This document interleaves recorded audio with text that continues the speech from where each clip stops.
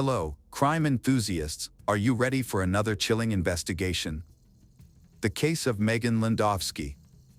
Located on the shores of the Chesapeake Bay in Portsmouth, Virginia, is a bustling seaport town that is also home to both the U.S. Navy and Coast Guard. The town's tree-lined streets are home to naval officers and their families. Among them is Navy officer Chris Short, his wife Angela, and 3 stepchildren, Elizabeth, Meghan, and Corey. After a year stationed at Guantanamo Bay, Cuba, Chris was transferred to a naval hospital in Portsmouth, much to his family's delight. 16 years old Meghan, the eldest of the siblings, was excited to start her new life in Portsmouth. She promptly signed up for dance classes, as she had a strong passion for dance. Meghan had a natural ability and quickly excelled in various dance styles, starting with ballet. Her mother, Angela, described Meghan as a lovely, friendly, and talented young woman who easily settled into her new school, Woodrow Wilson High School. Meghan was a lively and kind person, and that helped her swiftly made friends at her prestigious dance high school. However, she longed to attend a regular high school to be with her neighborhood friends. On Thursday, April 10, 2008, Meghan woke up early for school and had a conversation with her mother about an upcoming test. They said their goodbyes, and Meghan headed off to class. Unbeknownst to her mother, Angela, this would be the last time she saw her daughter alive. Meghan's school day finished earlier than usual, so she headed home. Her mother had asked her to call as soon as she arrived. When Meghan got home, she left a voicemail for her mother, telling her all about her day, letting her know she was safe, and saying she loved her. After that, Meghan started making herself some lunch. However, the situation took a devastating turn around 4 p.m. that day. Chris, Meghan's stepfather, came home to find the front door open. At first, he wasn't too worried, knowing Meghan had been reminded to keep it closed. But he planned to remind her again. As he called out her name while walking through the house, he was met with only silence. As he entered the kitchen, he was met with a horrific scene. Meghan was lying lifeless on the floor, a victim of murder. Chris later described the scene, saying Meghan looked like a porcelain doll, eerily still and staring blankly into space. Local detective Doug Funkhauser was on his way to celebrate his anniversary with his wife when he received a distressing call about the murder of a young girl in town. He rushed to the scene, where he was met with a shocking and disturbing sight. As he neared the house, he noticed blood stains on the door handle. Inside, he found Meghan's body on the kitchen floor, partially naked and surrounded by a large pool of blood. She had multiple stab wounds on her back, neck, face, and throat, and her mouth was sealed shut with tape. As a seasoned investigator, Detective Doug had seen many brutal cases, but this one stood out due to the victim's young age. The fact that he had 3 children of his own made him even more determined to catch the perpetrator and bring them to justice. Investigators found no signs that the killer had broken into the house. However, a leaf found inside the house, which matched the bush outside the first-floor window, suggested that the attacker entered through that window. The assault is believed to have started in an upstairs bedroom. Signs of a struggle were evident, with the bed in disarray. On the floor, police found Meghan's underwear. An adhesive tape box discovered under the bed was matched to the tape used to restrain Meghan's arms and cover her face. Blood stains on the tape were collected for further analysis. Additionally, pillows, sheets, and blankets from the bed were collected for forensic examination. Further investigation of the bedroom revealed new evidence. Seminal fluid was found on the duvet and in Meghan's underwear, indicating that she had been sexually assaulted before being brutally murdered. Downstairs, Meghan sustained 43 stab wounds, 11 of which were inflicted after she had already died. Her body was discovered naked from the waist down, with her arms bound behind her back using tape. The forensic team quickly identified a murder weapon when they noticed 2 knife was missing from its holder on the kitchen counter. Later, a knife was found in the sink. It was determined that Meghan was first attacked in her room but managed to escape downstairs, where she was fatally assaulted. The perpetrator then moved through the house, leaving footprints behind. After washing their hands in the sink, they left one of the 2 knives used in the murder. The other knife, taken from the kitchen, was found in a nearby storm drain.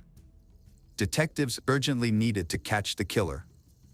They quickly started investigating, thoroughly searching the neighborhood for witnesses who may have seen or heard something suspicious during the crime. However, no one came forward with any relevant information. It seemed the perpetrator had escaped in broad daylight. The town was gripped with fear, as parents worried about their children's safety, and many were too afraid to sleep at night knowing a killer was still at large. After the initial shock of their daughter's murder, Angela and Chris quickly told the police who they suspected was responsible. They accused Robert Hickey, someone they used to know, who had a troubled past, and they were confident in their accusation. When Meghan was 16, she was sexually assaulted by Robert Hickey, a Navy colleague of her stepfather Chris. Robert and Chris worked together as technicians and had become close friends. Chris and his family would often invite the Robert over. After being sexually assaulted, Meghan became withdrawn and her grades started to slip. Chris noticed the change in her and asked what was wrong, but Meghan was hesitant to talk about it at first. Eventually, she opened up to Chris and told him that Robert had been secretly assaulting her. Chris was furious and disgusted. He immediately cut off all ties with the Robert family and reported the incidents. 5 months before her murder, Meghan's parents had started legal proceedings against Robert, and a trial was pending. Now, they suspected that Robert had killed Meghan to prevent her from testifying against him in court. They thought he was afraid of damaging his reputation and going to prison. Meghan had even expressed her fear that Robert would come after her, and sadly, it seemed her fears had come true. Officers went to Robert's home to search for evidence linking him to a murder. Although they didn't find any direct evidence, a later examination of his computer, they discovered he had deleted some data. A deleted file was recovered, containing illicit images of minors, which led to Robert being charged with possessing child pornography. This made him the main suspect in the murder investigation. When questioned about the murder, Robert appeared nervous but claimed he was at the Navy base all day. He denied any involvement and said he didn't leave the base. However, after checking his alibi with colleagues, police found a gap in his timeline, suggesting he could have been suspect. Security footage was checked, but it showed that Robert had not left the base. Despite this, he was still considered a suspect and could not be completely cleared of suspicion. A DNA sample was collected from Robert to compare with the DNA found at the crime scene.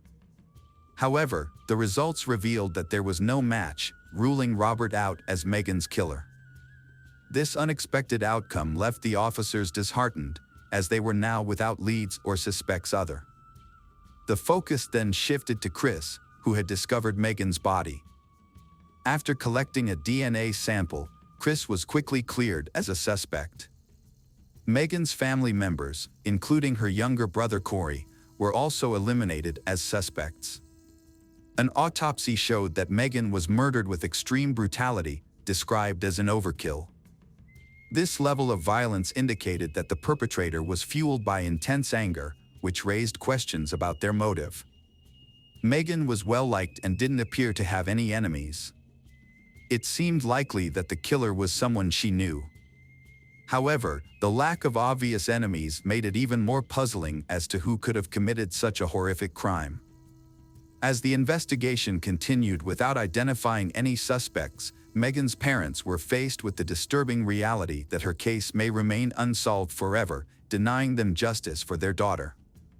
To search new leads, detectives looked into Meghan's school life, looking into whether she might have had a secret boyfriend, someone who admired her, or an enemy within her school. They questioned one of Meghan's close friends, hoping to gain useful information, but the friend couldn't provide any significant details. The police then spoke with other people from Woodrow Wilson High School who knew Meghan. They discovered that she had been in a few romantic relationships, but none of them were serious. Although none of these individuals seemed suspicious, but the police still took DNA samples from these people for further investigation. Forensic experts analyzed DNA evidence from the crime scene to determine the perpetrator's geographical origin. The results suggested that the perpetrator was an African-American male. After 6 months with no significant leads, a classmate provided a list of boys Meghan had flirted with.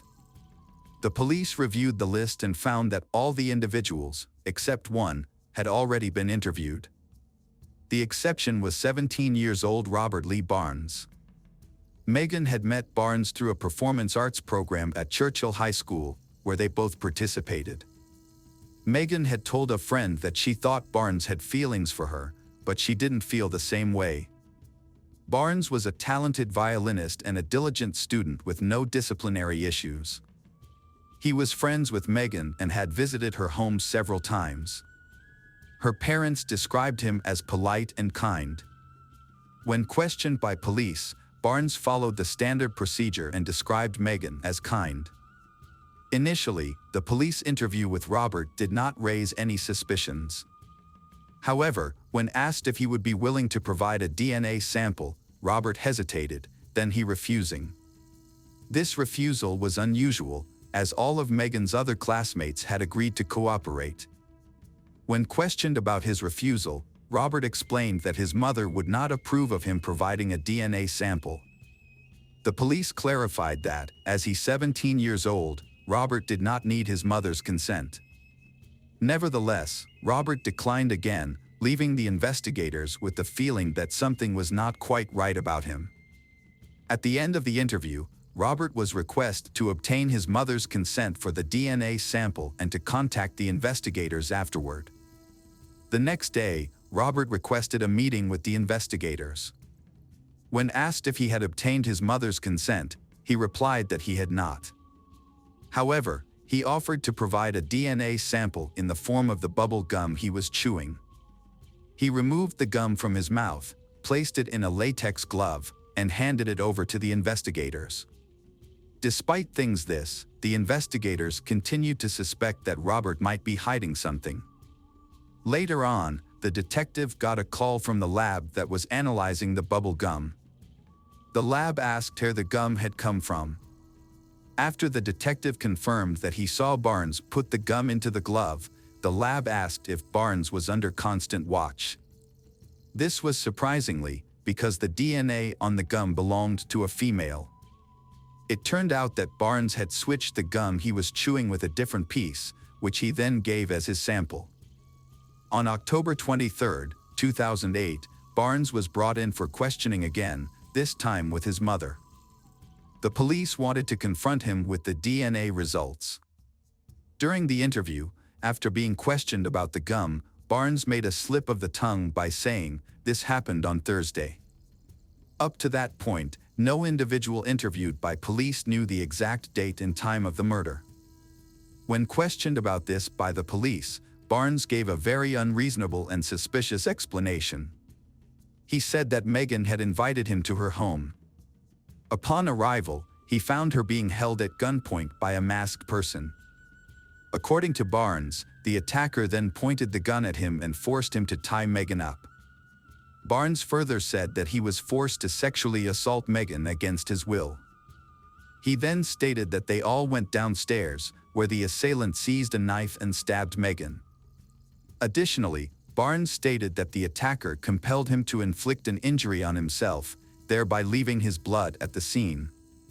However, Barnes had made up this story to make himself appear as a victim and explain away any evidence that might implicate him. The police were not convinced by his story and do not believe any of his testimony.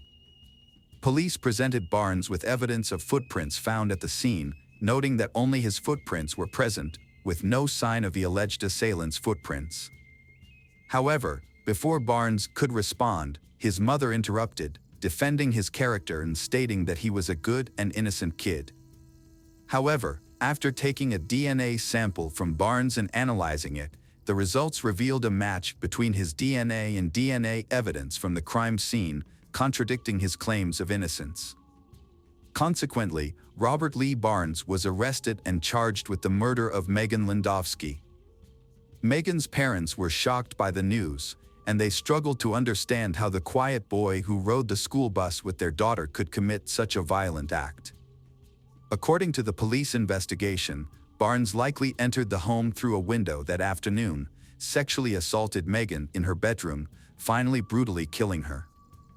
Meghan managed to escape downstairs, but Barnes chased after her and stabbed her multiple times with a kitchen knife, even after she had died. He then left the scene and continued with his life as if nothing had happened. Investigators believe that Barnes had become fixated on Meghan, who only wanted a friendship. When Meghan rejected his advances, Barnes became coercive and violent, ultimately leading to a tragic outcome. In September 2009, Barnes accepted a plea deal that allowed him to avoid being tried as an adult, despite having turned 18. He pleaded guilty to first-degree murder and aggravated sexual battery. Robert Lee Barnes was sentenced to 42 years in prison and is currently serving his sentence at Red Onion State Prison in Wise County, Virginia. Regardless of whether Barnes was motivated by love, desire, anger, or rejection, nothing justifies his heinous actions. Instead of moving on, Barnes chose a dark path that led to a tragic end. This choice not only took an innocent life but also destroyed his own and hurt the people who Meghan's loved ones. Hello friends, welcome to our channel. Today we're going to take a look at another horrible case with you, the case of Abril Perez. Abril Perez was born on November 18, 1971, in Monterrey, northeastern Mexico, to parents Maria del Seguro Sagan and Manuel Perez. She was the second of 3 children. Abril demonstrated exceptional mathematical and entrepreneurial abilities from a young age. She was a dedicated reader and consistently ranked as the top student in her class. As a teenager, Abril prioritized achieving financial independence, showcasing remarkable discipline and effective time management skills. Following high school, Abril attended the most prestigious university in New Leon, where she obtained a master's degree in finance and business administration. Her peers described her as intelligent, focused, and ambitious, while also being kind, cheerful, and always willing to assist others. After graduating, Abril secured a position in the sales department of one of the country's largest and fastest-growing companies. She later transitioned into digital sales, a rapidly expanding field, and discovered her true passion. Abril quickly rose through the ranks and became the executive director of the company within 2 years. Abril was a young, beautiful, and successful woman who was rapidly achieving her life goals. She had built a stellar career, supported her family, and had big plans for the future. However, her personal life was still unfulfilled, which worried her loved ones. Despite this, Abril was confident that she would find true love and live a long, happy life. But she had no idea how her future marriage to the seemingly perfect man would turn out. That man was one Carlos Garcia Sanchez, whom she met in the mid-1990s when her career was taking off. Juan Carlos was just 3 years older than Abril and shared her ambitious drive, which drew her to him. He, in turn, was captivated by her stunning looks, charming personality, kind heart, bright smile, sharp intellect, and remarkable determination. Juan Carlos graduated from a prestigious science and technology university, where he excelled in economics and trade. He then continued his studies at Harvard University in the United States. After returning to Mexico, he built a successful career in the emerging field of e-commerce. Juan Carlos and Abril met at a conference on the latest financial technologies. Their companies collaborated on several projects, allowing them to cross paths multiple times. Eventually, Juan Carlos realized he had developed feelings for Abril, who was intelligent and beautiful. He obtained her phone number through mutual acquaintances and asked her out on a date. Abril was also attracted to Juan Carlos, finding him to be educated, elegant, and engaging in conversation on a wide range of topics. Their relationship progressed rapidly, and by 1998, they decided to get married. At that point, they had both achieved significant success in their careers and were working on developing online stores, a field with great potential. Their life seemed like a fairy tale, inspiring envy and admiration from those around them. However, surface of their perfect family, there were some dark secrets. It wasn't until 2001, 3 years after their wedding, that they had their first child, a daughter named Anna Cecilia. The arrival of their child marked a new chapter in their lives. Her husband appeared happy, showing their newborn daughter love and admiration. 2 years later, Abril gave birth to a son, named Juan Carlos Jr., after his father. 2 more years passed, and the family had another child, a boy named Julio Andres. Despite having 3 young children, Abril hardly took any time off work and managed to balance parenting with career advancement. She made homemade meals, helped with schoolwork, took the children to sports activities, and aimed to be both a perfect mother and their best friend. Outwardly, the Perez-Sanchez family seemed perfect, wealthy, successful, with 3 lovely children, and everything they could want. However, their home life remained a secret, even from their closest relatives, for a long time. In the early years of their relationship, Juan Carlos revealed his true personality to Abril. He had a short temper, was aggressive, and had a tendency to be overly harsh, refusing to compromise and insisting that everything be done his way. Initially, Abril was in love and believed that as time passed, Juan Carlos's rough edges would smooth out. Their shared projects brought them together, and their collaboration led to significant accomplishments, including financial success. However, as the years went by, Juan Carlos's irritability grew, and verbal arguments escalated into physical confrontations. Following the birth of their first daughter, he made a brief effort to control his emotions, but this change was short-lived. A similar attempt was made after the birth of their eldest son, but by the time their 3rd child arrived, Juan Carlos no longer made any effort to be a good father or husband. Juan Carlos frequently directed his anger and frustration at Abril and disregarding her emotional well-being. He would insult and belittle her, the mother of his children, and seemed to feel better when she cried. He regularly physically harmed her, doing so in a way that left no visible marks, allowing her to hide the bruises with clothing or makeup. His goal was to maintain his reputation as a model family man, loving husband, and father.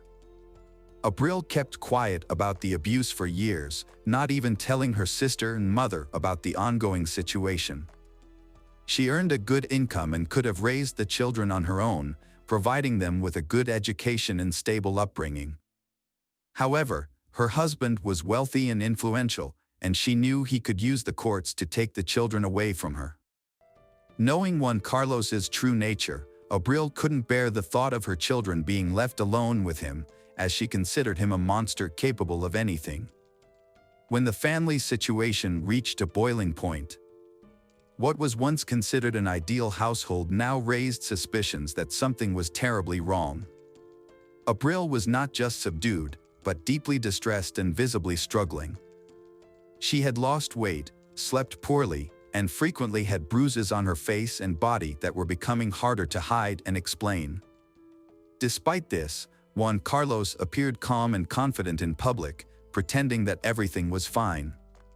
He played the role of a loving and caring husband, interacting with Abril politely and affectionately. However, at home, he transformed into a menacing figure. Despite loved ones urging Abril to divorce him, she insisted that everything was fine and that she could handle the problems with her husband on her own. 2014 marked the peak of Juan Carlos' career when he became the head of a major trading company, making him one of the most influential people in his field. Following this promotion, his family relocated to Mexico City, settling into a large house in one of the capital's upscale neighborhoods. Their children began attending an elite private school. Abril had genuinely hoped that this change of environment would improve their relationship. However, contrary to her expectations, the abuse continued. Juan Carlos often persisted in physically and verbally abusing his wife in front of their children. He increasingly accused her of infidelity without any basis for his claims. Whenever she tried to defend herself, he would resort to physical violence, insisting he would find evidence of her supposed disloyalty. Juan Carlos monitored her phone and emails, forbade her from using social media, and when finding no evidence, he hired a private detective to follow her and photograph any men who came near her. For 4 years, she tried every possible way to save her marriage. Despite her efforts, her husband's behavior became increasingly unbearable, creating a never-ending nightmare for her. To outsiders, however, their union appeared happy and successful, even enviable, due to her husband's wealth, influence, and seemingly caring nature. In 2018, the Juan Carlos and Abril visited to the Abril's family. During this trip, Juan Carlos treated his wife poorly in front of her parents, who were deeply disturbed by what they saw. This incident marked a turning point for Abril, and she realized that she could no longer continue living this way. She informed her husband that she would file for divorce as soon as they returned to Mexico City. Hearing this, Juan Carlos became enraged, grabbed her throat, and squeezed it so tightly that she nearly lost consciousness. Fortunately, her mother, Maria del Soro, entered the room and raised the alarm, preventing a tragedy. When the family returned to their home in the capital, Abril prepared for divorce and moved from the marital bedroom to a small guest room. However, this did not keep her safe from her husband's abuse. On January 4th, while Abril was still asleep, her husband entered the room holding a baseball bat. He struck her hard on the head and was about to swing again. Half awake, Abril barely understood what was happening, but she managed to roll off the bed just in time, saving her own life.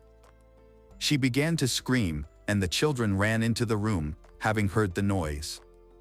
The youngest son shielded his mother with his body, while the eldest son took the bat away from his father. Together, they fled the house and headed to the hospital, as Abril needed medical attention. Doctors diagnosed Abril with a severe concussion and a deep laceration above her eyebrow that required stitches. After Abril and their sons left the house, Juan Carlos contacted his lawyer to discuss the situation and asked for help in resolving the marital conflict.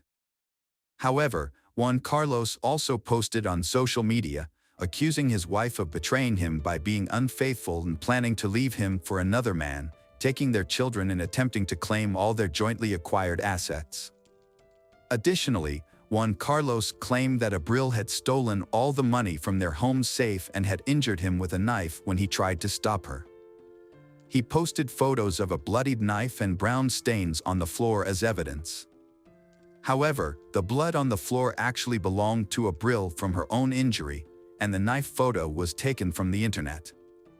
Despite the fabrication, Juan Carlos's friends believed his story and actively shared and reposted his account on their social media pages, calling for widespread attention to this supposedly egregious case.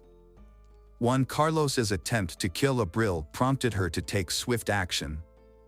From her hospital bed, she filed a police report against him, accusing him of trying to take her life. After her release from the hospital, Abril packed up her 2 young sons and left the family home. Her oldest child, who was attending college in a nearby city, also condemned his father's violent actions. While waiting for justice, she started providing online support and consultations to women who were going through similar experiences. She also planned to open a center that would offer psychological and legal help to victims of domestic violence who had been failed by the justice system.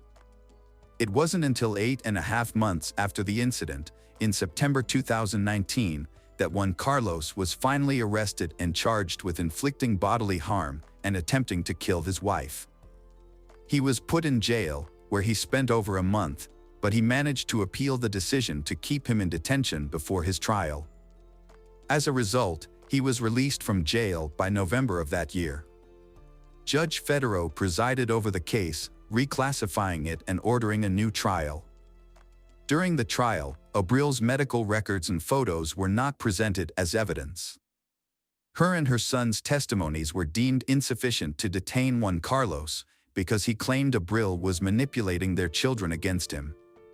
The judge released Juan Carlos, concluding his actions didn't pose a direct threat to Abril's life.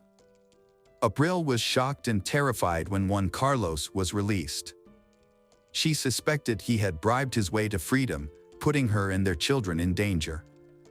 She wrote to the judge, expressing her fear, but it had no immediate effect.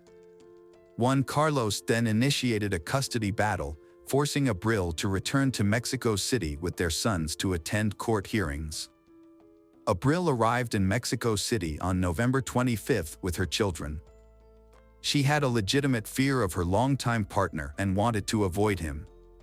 To minimize the risk of an encounter, she planned to leave the city immediately after a court hearing that day. In fact, she had already bought the plane ticket, but Juan Carlos already knew that. After the court session, Abril, her sons, and their lawyer got into a car headed to the airport. However, they never made it to their destination. At a traffic light, a motorcyclist suddenly pulled up next to their car, drew a handgun, and fired 2 shots at Abril, who was sitting in the front passenger seat. The attacker then quickly fled the scene. A shooting occurred, and one of the bullets grazed the younger son, who was sitting in the back seat. Fortunately, none of the children were seriously injured. However, the injured Abril was rushed to the nearest hospital where doctors fought to save her life for more than 6 hours. Unfortunately, due to severe injuries and significant blood loss, they were unable to save her. Abril passed away that evening. The victim's family, including her parents, brother, and sister, immediately flew to the capital and urged authorities to arrest Juan Carlos, whom they believed was behind the brutal act. However, law enforcement had a different perspective, stating that without identifying the shooter, it was difficult to determine the motive behind the attack. They also noted that they could not confirm with certainty that the shooting was ordered by Juan Carlos. The tragic case of murder sparked widespread outrage and public debate. Abril's family successfully drew attention to the case, highlighting numerous instances where men had attempted to kill women but escaped punishment. In response to the public outcry, the Mexican General Prosecutor's Office launched a new investigation into the suspect, Juan Carlos Sanchez, and also examined the actions of the judges who had previously released him. The judges who had released Juan Carlos could face consequences for their role in the Abril death if his guilt was proven. Juan Carlos took to social media to demand justice for his former wife's murder. However, his daughter, Ana Cecilia, accused him of cruelty and shared photos of her mother's hospitalization after Juan Carlos had attacked her with a bat, contradicting her father's claims that he would never harm her mother. Despite the media attention surrounding the case, he was initially allowed to remain free during the investigation. However, he was required to check in with the police weekly and was placed under a restraining order. When he failed to appear at the scheduled time, a warrant was issued for his arrest for violating the order. As expected, Juan Carlos could not be found, and it was later discovered that he had used his wealth and connections to quickly leave the country and enter the United States. Mexican authorities contacted Interpol, reporting Juan Carlos as a fugitive accused of a serious crime, and he was subsequently declared wanted worldwide. Meanwhile, efforts were underway to locate criminals in Abril's assassination. Surveillance footage from street cameras revealed that the motorcyclist who committed the crime was not alone. 2 vehicles were seen following the car carrying Abril. The motorcyclist appeared to be in constant communication with the occupants of these vehicles, receiving directions and instructions.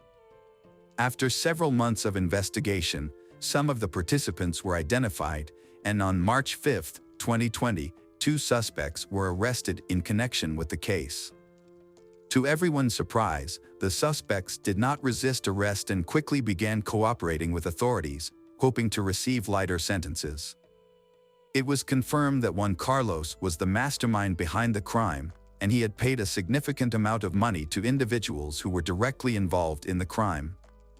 The first to be caught were the driver of one of the getaway cars and the motorcyclist who fired the fatal shots. It was discovered that while Juan Carlos was in prison, he had hired 2 experienced criminals to act as his personal bodyguards. One of these bodyguards was released from prison a week before Juan Carlos, and the other was released several days after him. After being released from prison, Juan Carlos reconnected with his accomplices and asked them to recruit trustworthy individuals to help carry out the murder of a person in exchange for a large sum of money. Once all participants were in place, Juan Carlos provided detailed instructions about the intended victim's travel schedule and mode of transportation. However, luring his former wife to Mexico City proved to be a challenge. Juan Carlos used coercion, threatening to take their children unless she attended a court appearance. Despite attending the court date, his ex-wife intended to return to Monterrey on the same day, which Juan Carlos knew about through his sources.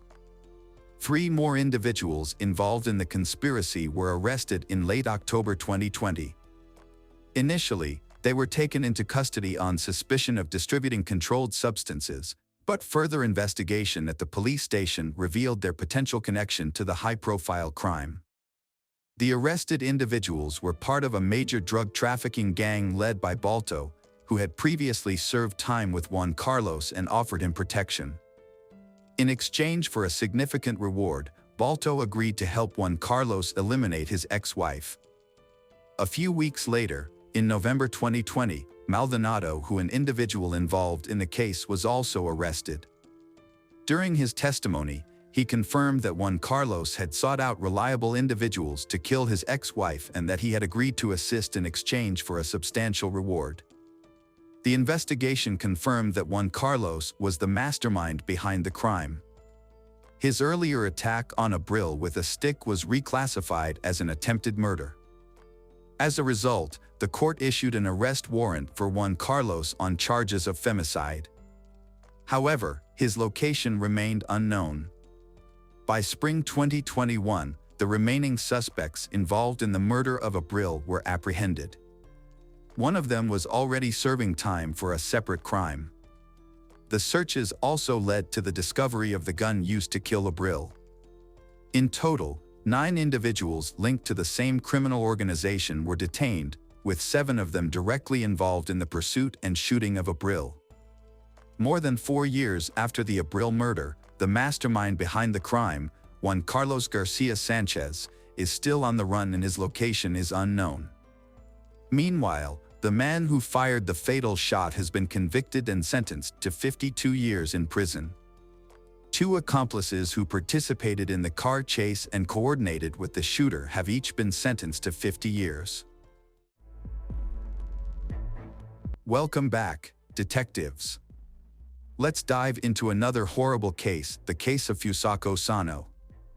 Nobuyuki was born on July 15, 1962, in the Japanese prefecture of Niigata. He grew up in a wealthy family. His family's business, related to passenger transportation, was very successful, thanks to his 62-year-old father. Nobuyuki was a late child, with 5 half-siblings from his father's previous marriage. However, he is not really close to them. As a result, he grew up to be a spoiled and demanding child who always expected to get his own way, immediately. Nobuyuki often becomes aggressive when his expectations are not met in a timely manner. One notable incident occurred. He threw a tantrum in a store, punching his mother when she refused to buy him another toy. Nobuyuki struggled to form relationships with his peers due to his complicated and sometimes unusual behavior. He was also self-conscious about his height, which often caused him to hunch over. This behavior caused his classmates to tease him and give him unflattering nicknames. Despite this, Nobuyuki's family resided in a luxurious 2-story European-style house, which featured a spacious room specifically designed for him.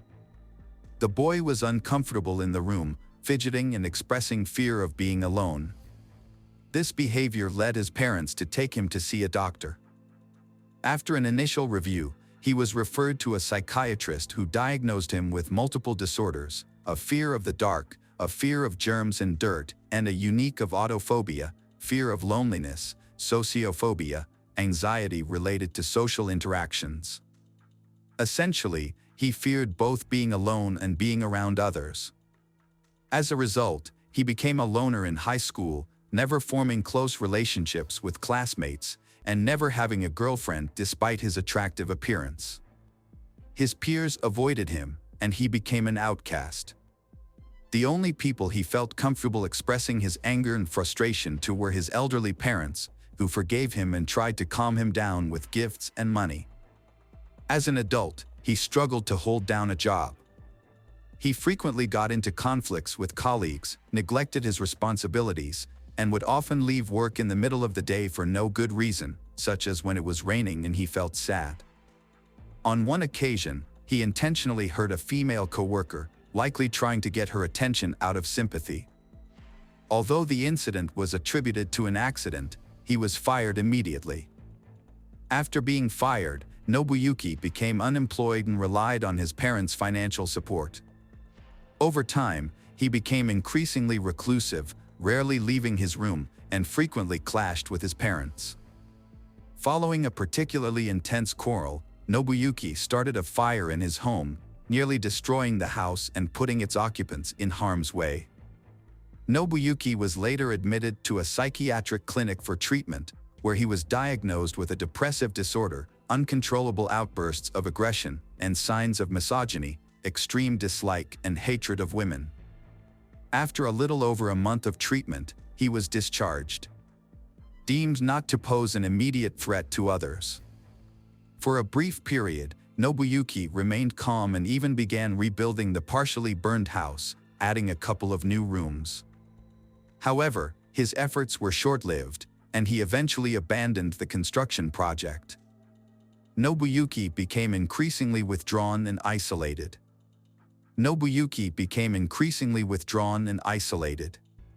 He spent most of his time in his room, watching TV. He not only forbade his parents from entering his room, but also the second floor of the house. If they tried to cross this boundary, he would violently lash out at them, punching and threatening to kill them. In the spring of 1989, Nobuyuki began taking walks, but he preferred to stroll near a local school where he could secretly watch the female students. At first, he kept his distance and tried not to communicate with anyone. However, one day, he suddenly grabbed a young girl, who was only 9 years old, and threw her over his shoulder as she was leaving the school gate. He then ran to his car, which was parked nearby. The other children immediately screamed for help, and a school security guard and bystanders quickly intervened, rescuing she and detaining Nobuyuki until the police arrived. Nobuyuki was unable to explain why he attacked she, and it was clear that he had intended to commit a violent and unlawful act against a minor. As a result, he was charged with attempting to commit a violent crime against a child. Nobuyuki Sato avoided a long prison sentence thanks to his father's connections and wealth. In August, Nobuyuki was given a year's probation despite his heinous crime. Shortly thereafter, his name was mysteriously removed from the criminal prosecution database, allegedly due to his father's intervention. However, Nobuyuki's father died shortly after his son's case, dying of a heart attack. Nobuyuki was left with overwhelming shame and guilt for his father's sacrifices and efforts to cover up his crime. After the failure of his first kidnapping attempt, Nobuyuki, 28 years old, tried again a year and a half later. This time, he carefully planned the crime and remained under the police radar for an extended period. On November 13, 1990, Nobuyuki set out on a hunting trip around the city. In the evening, as darkness fell, he spotted 9-year-old Fusako Sano, who had stayed late after school due to a sports event, walking alone on a deserted road. Nobuyuki quickly pulled over in front of her, got out of the car with a knife, and grabbed Fusako. He threatened to slit her throat if she tried to scream or run away. Then, he forced her into the trunk of the car. After driving for a while, he turned into a vacant lot, where he tied Fusako's hands and feet and covered her mouth with tape.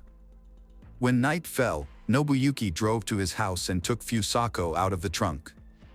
Nobuyuki led her through a part of the house that was still under construction to his room, trying not to be seen. He then left the room and re-entered through the front door, as if everything was normal. Once upstairs, Nobuyuki again threatened Fusako with the knife, ordering her to be quiet. He tied her to the bed and warned her that if she tried to leave the room, look out the window, scream, or cry, he would kill her and dispose of her body in the ocean, where no one would ever find it. Fusako was terrified and obeyed the kidnapper's orders, hoping that he would eventually take pity on her and let her go. When Fusako didn't return home from school, her parents started to worry. They knew she had stayed late to watch a baseball game, but as the sun began to set, they expected her to be home by then.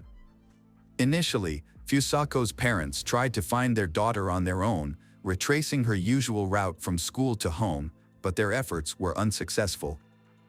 As night drew closer, the parents of Fusako turned to the police for help, hoping for a quick resolution. Since Fusako's disappearance, only a few hours had passed, and they were anxious to find her. The police launched a search operation. And by the next morning, they were joined by dozens of volunteers from the local community. The following day, the search party grew to over 200 people, who combed the area, distributed flyers with Fusako's photo, and interviewed passers-by in search of witnesses. Notably, Nobuyuki lived close to Fusako's school and the police station. He had previously attempted to kidnap Fusako, which had brought him to the attention of the police. However, despite this, Nobuyuki was not considered a suspect in the case, thanks to the efforts of his late father. A large-scale search operation was initiated to locate Fusako Sano, a Japanese schoolgirl who had disappeared. The search lasted for many months, covering numerous locations such as empty buildings, houses, railroad cars, and vacant lots. Investigators also searched suspicious vehicles and combed through interstate highways, but found no clues. As the investigation continued, authorities considered various theories, including the possibility of involvement by North Korean special services. However, despite their efforts, the search was unsuccessful, and Fusako remained missing.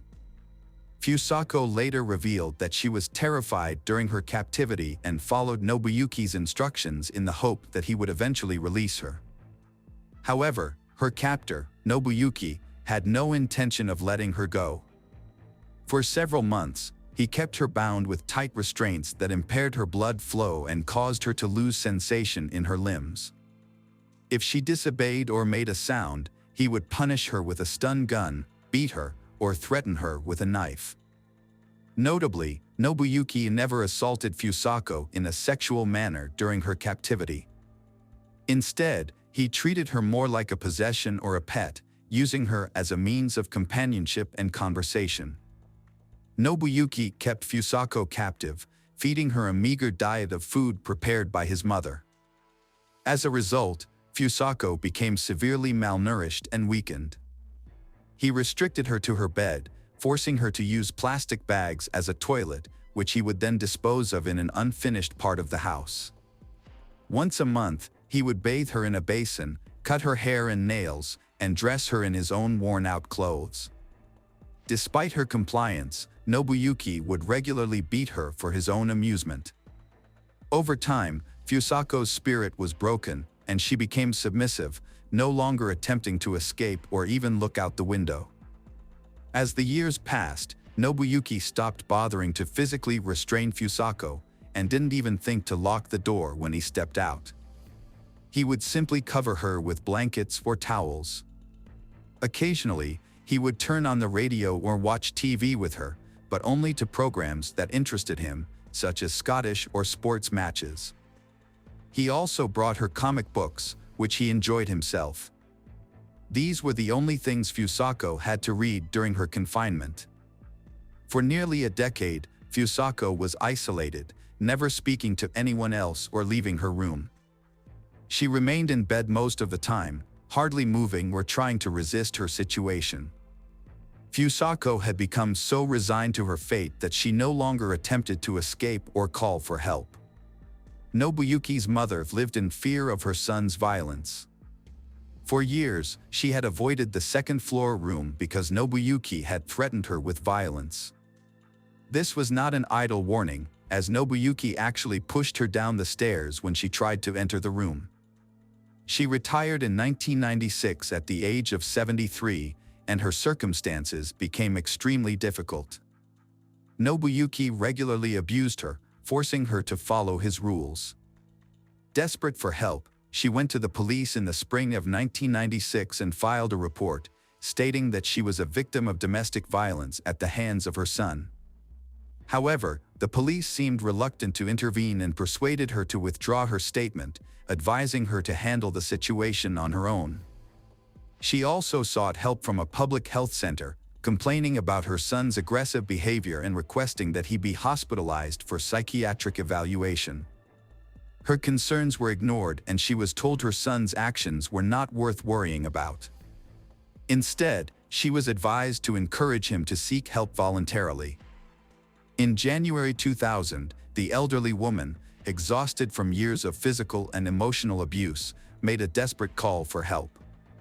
She contacted the hospital and the police, requesting that they send the medical team and officers to her home. Her reason for calling was that her son, Nobuyuki, had brutally beaten her again, tied her up, and used a taser on her multiple times. Authorities finally responded to she's pleas for help and arrived at her house. When the ambulance and police car appeared, Nobuyuki became visibly agitated, aggressive, and resistant. He had to be restrained with handcuffs and sedated with a large dose of medication. Nobuyuki's mother confessed to the authorities that she lived in fear of her son, whose behavior had become increasingly aggressive and uncontrollable. She also revealed that she had not been allowed to access the second floor of her home for years, as Nobuyuki had forbidden it, threatening to kill her if she disobeyed. Upon entering the second floor and Nobuyuki's room, the police made a shocking discovery. A pile of blankets on the bed moved slightly, and when the officers peeled them back, they found a thin, pale, and exhausted girl hiding underneath. When questioned, she identified herself and revealed that she had been kidnapped by Nobuyuki while walking home from school a long time ago. After the discovery, the police brought Nobuyuki's mother into the room to ask if she knew the captive girl. However, she was shocked and claimed she had no idea that anyone else lived in the house besides her and her son. The kidnapped girl also claimed that she had never seen she before. During questioning, Nobuyuki made a shocking confession. He recalled the day he saw Fusako on the road and thought she was cute, so he decided to take her home with him. According to Nobuyuki, he took care of Fusako, feeding her, washing her, dressing her, and reading her comic books. He only punished her when she disobeyed him. Nobuyuki also admitted that he loved Fusako like a friend and believed she felt the same way about him.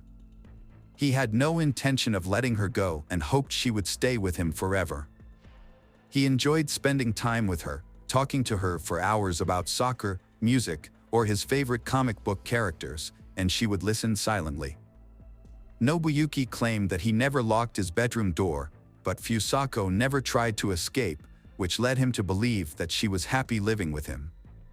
A medical examination concluded that despite his mental disorder, Nobuyuki was able to understand his actions and thus was eligible to stand trial. However, questions were raised about whether his mother could be held accountable as an accomplice. She often bought feminine hygiene products for her son, which raised suspicions. Despite her repeated efforts to alert authorities and get medical help for her family, her concerns were consistently disregarded. The case drew widespread attention before the trial even began, the city police facing heavy criticism. Nobuyuki had previously been prosecuted for attempting to kidnap a schoolgirl. But he had managed to avoid suspicion when he carried out his plan. As a result, the local police chief and the head of the regional police department were removed from their posts for failing to control the situation from the start and making numerous mistakes. Nobuyuki Sato went on trial in May 2000. The prosecution thoroughly examined every detail of his actions, including minor offenses. Nobuyuki was found guilty and sentenced to 14 years in prison, the maximum term. He was released in the spring of 2015 after serving his sentence. By then, his mother had passed away in a nursing home, and Nobuyuki had no other relatives.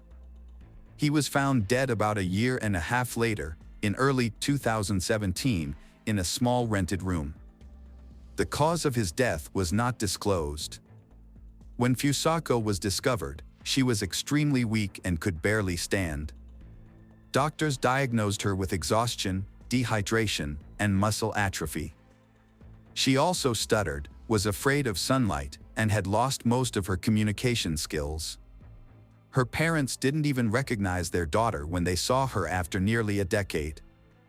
It took Fusako about a year to recover physically, but her mental health took much longer to heal. She suffered from severe post-traumatic stress disorder and became withdrawn, avoiding people. Her intelligence was also affected, remaining at the level of a 9-10 years old child. Her parents took her out of town, changed her name to Sachiko Yamada, and refused to speak to the press. Over time, Sachiko made friends, took up photography, and even passed her driver's license test. In 2007, a family outing took a devastating turn when her father accidentally drowned in a pond she tragically witnessed. Welcome back, detectives. Let's dive into another horrible case. The case of Soni Millbrook. Soni Millbrook was born on February 15, 1981, in Memphis, Tennessee, USA. She is the daughter of Christine Millbrook Bennett and grew up in a large family with many siblings, having 2 sisters and 3 brothers. This warm and close-knit environment helped her build a special relationship with her cousin Jenny during her teenage years. Soni became a popular student at her high school. In 1998, when she was 17 years old and in the 11th grade, she met a man named Lakeith Moody, who was older than her. She soon began a relationship with him. However, the relationship was not a happy one, as Lakeith was abusive and violent, leaving visible injuries on Soni's body. Despite this, they had 4 children, 3 girls and a boy named after his father. In 1999, Soni's mother discovered a bruise on Soni's chest. When her mother asked her about it, Soni cried and confessed that Lakeith had caused the injury. A friend of Soni's also witnessed the injury, but Soni refused to report Lakeith's behavior to the police. Lakeith often controlled Soni and tried to isolate her from her friends and family. That same year, Soni moved into an apartment in the Fraser neighborhood of Memphis. One day, the management informed her of an incident at her apartment. When she arrived, she found a chaotic scene, damaged furniture, missing clothes, a destroyed television, food smeared on the walls, and personal hygiene products scattered everywhere, including under the stairs. Strangely, the mirror had the words, "Kiki loves you," with Kiki being Lakeith's nickname. Lakeith's behavior made Soni's relatives even more concerned. On October 31, 2000, Soni and her cousin, Pamela, went to a bar called The Mirage with Lakeith. While at the bar, Lakeith became aggressive towards Soni by slapping her and throwing a drink in her face. After the incident, Soni and Pamela left the bar and got into their car. According to Pamela, Soni was shaken and frightened by Lakeith's actions. Soni asked Pamela to take her home immediately because she was afraid that Lakeith would come after them. When Soni got home, she locked the door securely. An hour later, Lakeith came to the house, yelling and banging on the door. Pamela had to threaten to call the police to make Lakeith leave. Once Sony calmed down, her cousin decided to leave her alone. However, that evening, Pamela received a call informing her that Sony had been hospitalized. Lakeith had forced his way into the house, and when Sony tried to end the relationship, he attacked her. He tore off Sony's clothes and hit her on the head, face, chest, arms, and between her thighs. She suffered bruises all over her body, loose teeth, and even lost consciousness because Lakeith choked her until she passed out. Lakeith later accidentally discovered that Sony was on birth control pills, and he attacked her again. The next morning, Sony called Pamela and asked her cousin to take her to the hospital because of serious health problems. In late 2008, Sony, then 27, worked at a Christian institute. She was considered a reliable and punctual employee. Therefore, when she took time off or missed work, it was usually due to important reasons. Once, she called her supervisor to report that she could not come to work because her face was badly bruised, and she did not want the children to see it. After she asked for a day off, Director Leslie approved it. However, when Sony returned a few days later, the bruises were so obvious that the director allowed her to wear sunglasses while working at the academy. Lakeith's violence not only affected Sony and their children but also caused concern in the community. In April 2008, Lakeith was found sitting in an SUV with a gun in his hand, despite being previously prohibited from owning a gun due to a criminal record. Furthermore, he had previously served 2 years in prison for burglary and 3 years in prison for drug possession with intent to distribute. Sony tried to avoid her boyfriend, but it was almost impossible. The situation came to a head on October 6, 2008. At that time, Sony did not arrive at the academy by 5 p.m. Her sister received a text message from Sony saying that Lakeith was holding her hostage in his home and had been beating her all day. Sony also provided her home address. Sony's sister called the police. 2 officers went to Sony's house. They knocked on the door, but there was no answer since it was locked from the inside. They then called the security department to unlock the door. When the police entered the house, they saw Sony's boyfriend jumping out of the back window of the apartment. Sony stood in the hallway, crying and unable to speak because of her grief. Her 4 children were also present, making for a very heartbreaking scene. Sony's face and neck were covered in bruises and scratches. When she calmed down, Sony explained what had happened. Sony and Lakeith began arguing, and he refused to let her leave the house. She told the police that Lakeith would not let her or the children near the window. She also said that Lakeith injured one of their children by grabbing the child and preventing her from taking the child to the hospital. Sony said that her boyfriend had been both physically and verbally abusive. During one altercation, he tied a baby blanket around her neck and choked her until she lost consciousness. When the police arrived, Lakeith threatened to choke her again and said he would kill her if the police did not let him go. The police searched the area but did not find Lakeith. Sony then left the house with the children in her car. 3 days later, she filed a restraining order against Lakeith, fearing for her life and wanting to prevent any contact with him.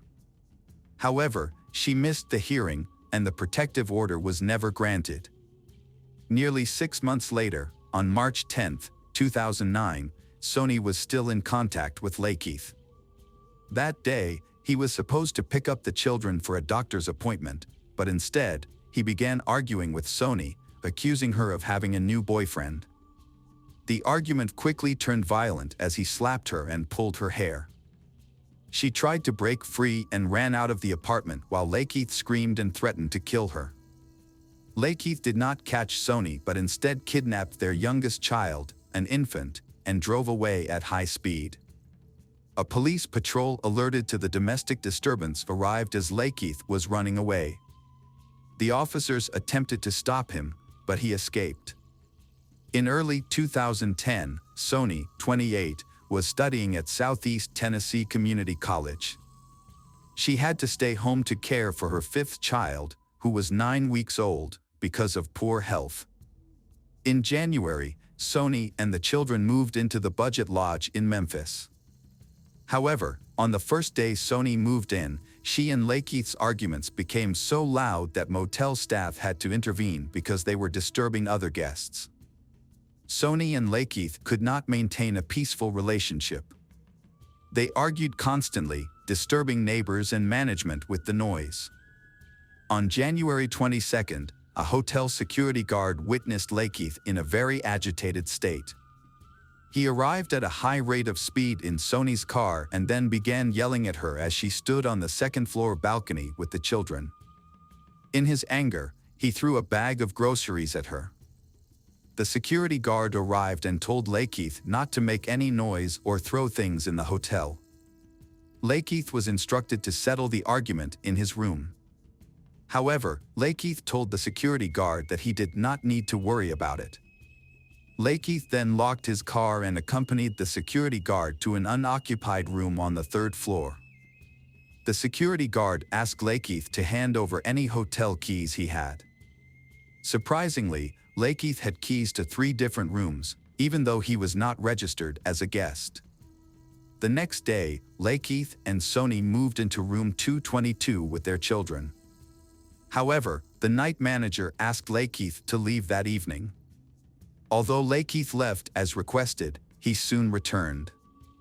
The arguments between Sony and Lakeith continued for several more days until the guard asked Lakeith to leave the hotel for good. As Lakeith left, the front desk clerk tried to calm him down. The guard also warned Lakeith not to come back that night. Lakeith got into her car and drove away. Some time later, Sony spoke to Pamela and confided that she was having problems in her life.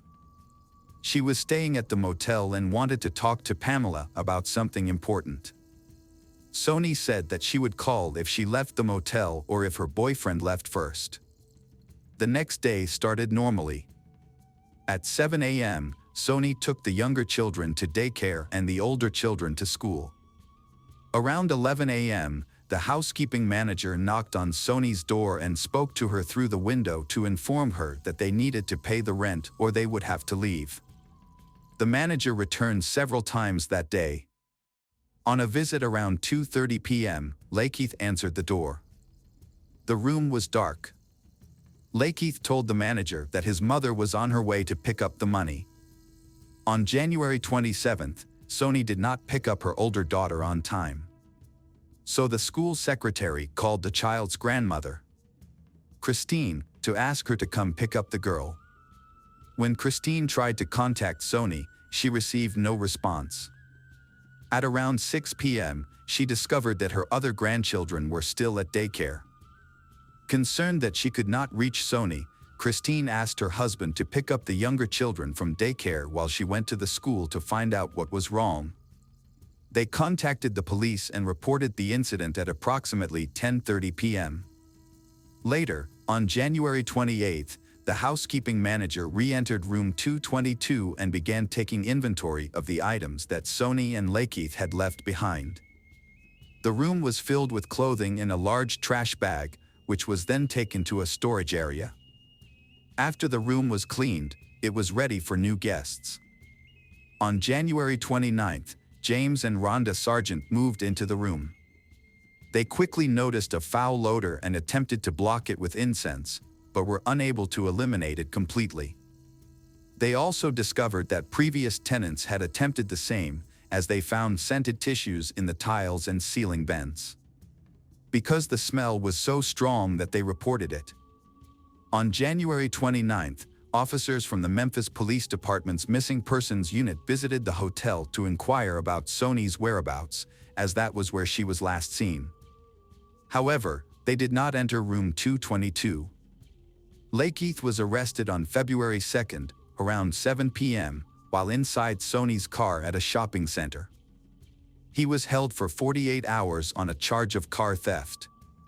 During questioning about Sony's disappearance, Lakeith said he last saw her on January 26th.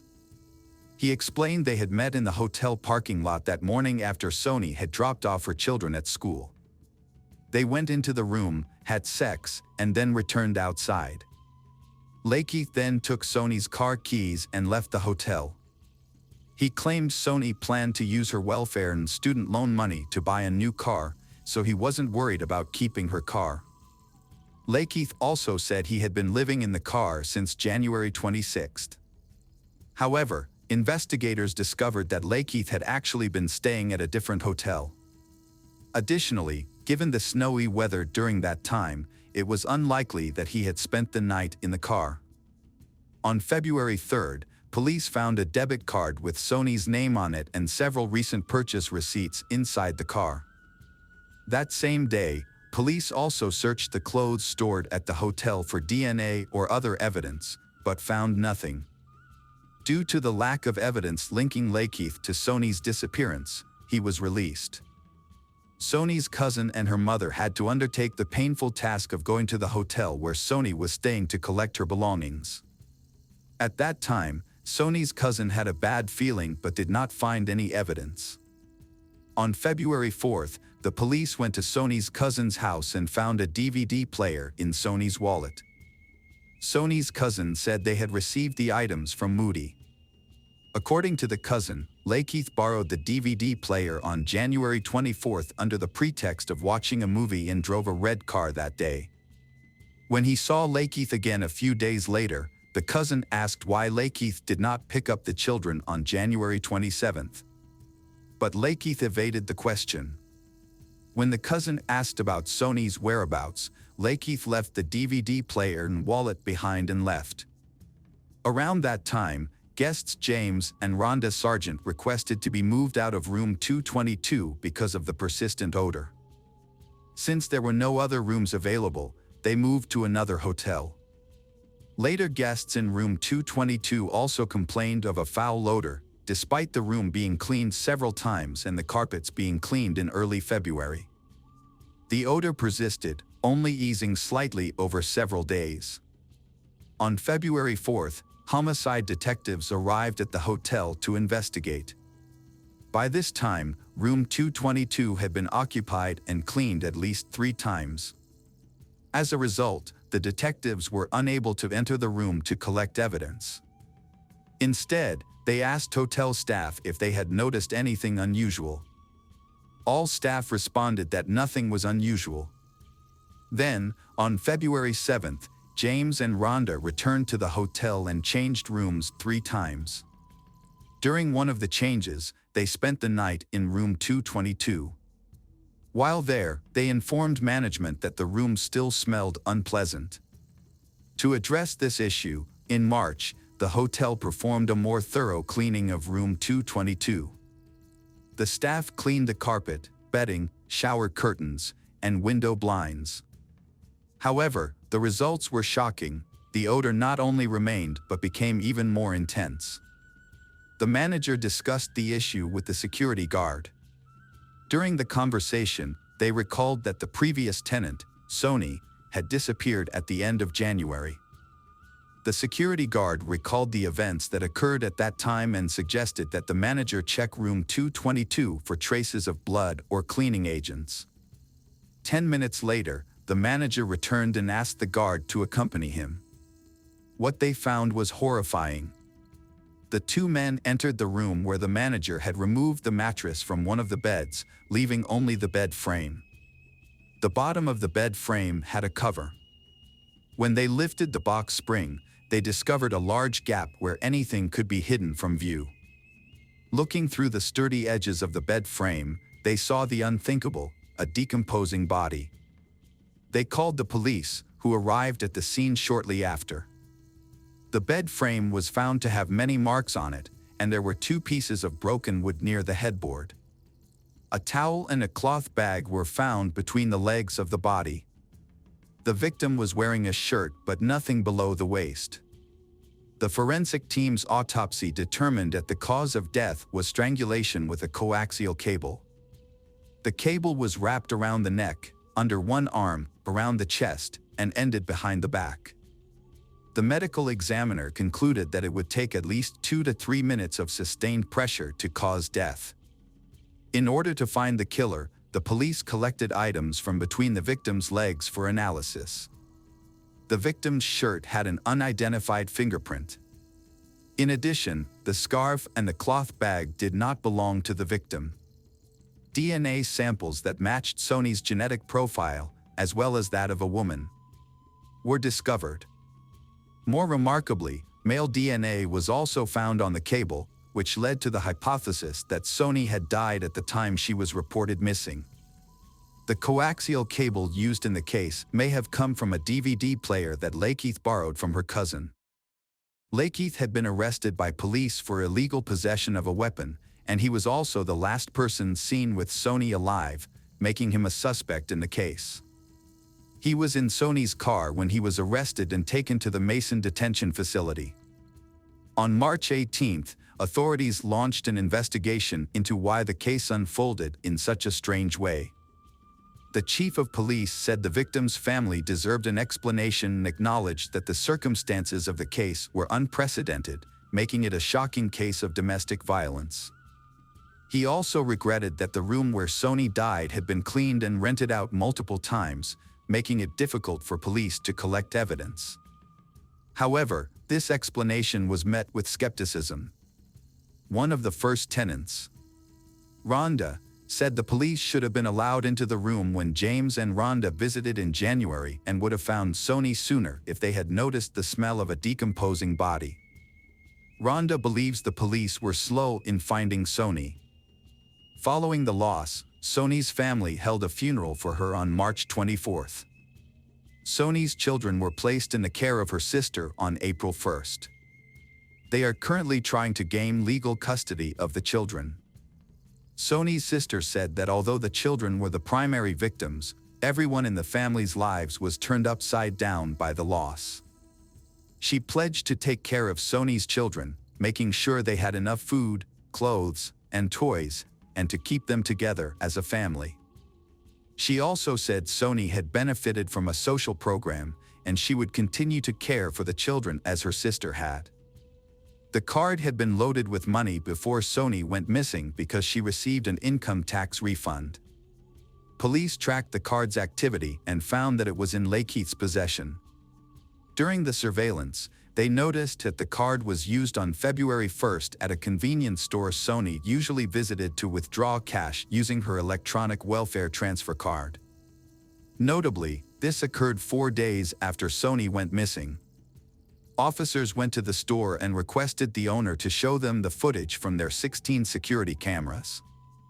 Through the footage, they observed that on the morning of February 1st, at 11:38 a.m., a man dressed in yellow conducted a transaction at the store. He used a Sony card to buy a bottle of orange juice, withdrew cash, and purchased a cigar. After making these purchases, he returned to a car driven by someone else. With all the evidence against him, Lakeith's trial began in the first week of February 2014, more than 4 years after the crime. By then, the Budget Lodge Hotel involved in the crime had closed. Lakeith did not admit his guilt. During the trial, the prosecutor portrayed the case as the tragic end of a tumultuous relationship. In contrast, Lakeith's defense attorney argued that there was insufficient evidence to establish his client's guilt. He pointed out that there were no witnesses or physical evidence to prove Lakeith's crime. The attorney also noted that the police found fingerprints on the victim's bed frame, but those fingerprints did not match Lakeith's. This suggests that someone else may have been involved in the crime. Additionally, the attorney argued that there was reason to suspect that the victim had had relationships with several other men over the years. He also emphasized that his client had never been convicted of domestic violence against the victim. Furthermore, he revealed something that the public did not know. Sony moved in with Lakeith again because she had to leave a relative's home due to a rat infestation. On February 6th, video footage showing Lakeith using a Sony prepaid card 4 days after her death was presented to the court. The defense claimed his calm demeanor throughout the transaction demonstrated his innocence. while the prosecution saw it as evidence of a cold and ruthless man with no regard for the crimes he was accused of committing. On February 7, 2014, he was convicted of first-degree murder and sentenced to life in prison. On February 10, he appealed the conviction, arguing that the court had erred in considering his past acts of domestic violence and that the evidence was insufficient. On July 7, 2015, the Tennessee Court of Criminal Appeals upheld the convictions, affirming the decision. Hello friends, welcome to our channel. Today we're going to take a look at another horrible case with you. The case of Sierra Jugan. Sierra Jugan was a young woman who captivated everyone with her joyful personality. Her happy and humorous nature made her the center of attention wherever she went. She had a lively, cheeky personality that brought immense happiness to those around her. Even when she made mistakes, she had a special way of making her mom smile. As Sierra entered high school, she continued to showcase her adventurous spirit. She boldly took on new experiences, including playing volleyball. Whether on or off the court, she displayed a remarkable level of comfort and confidence. On July 19, 2016, the Jen family returned from their vacation and began unpacking.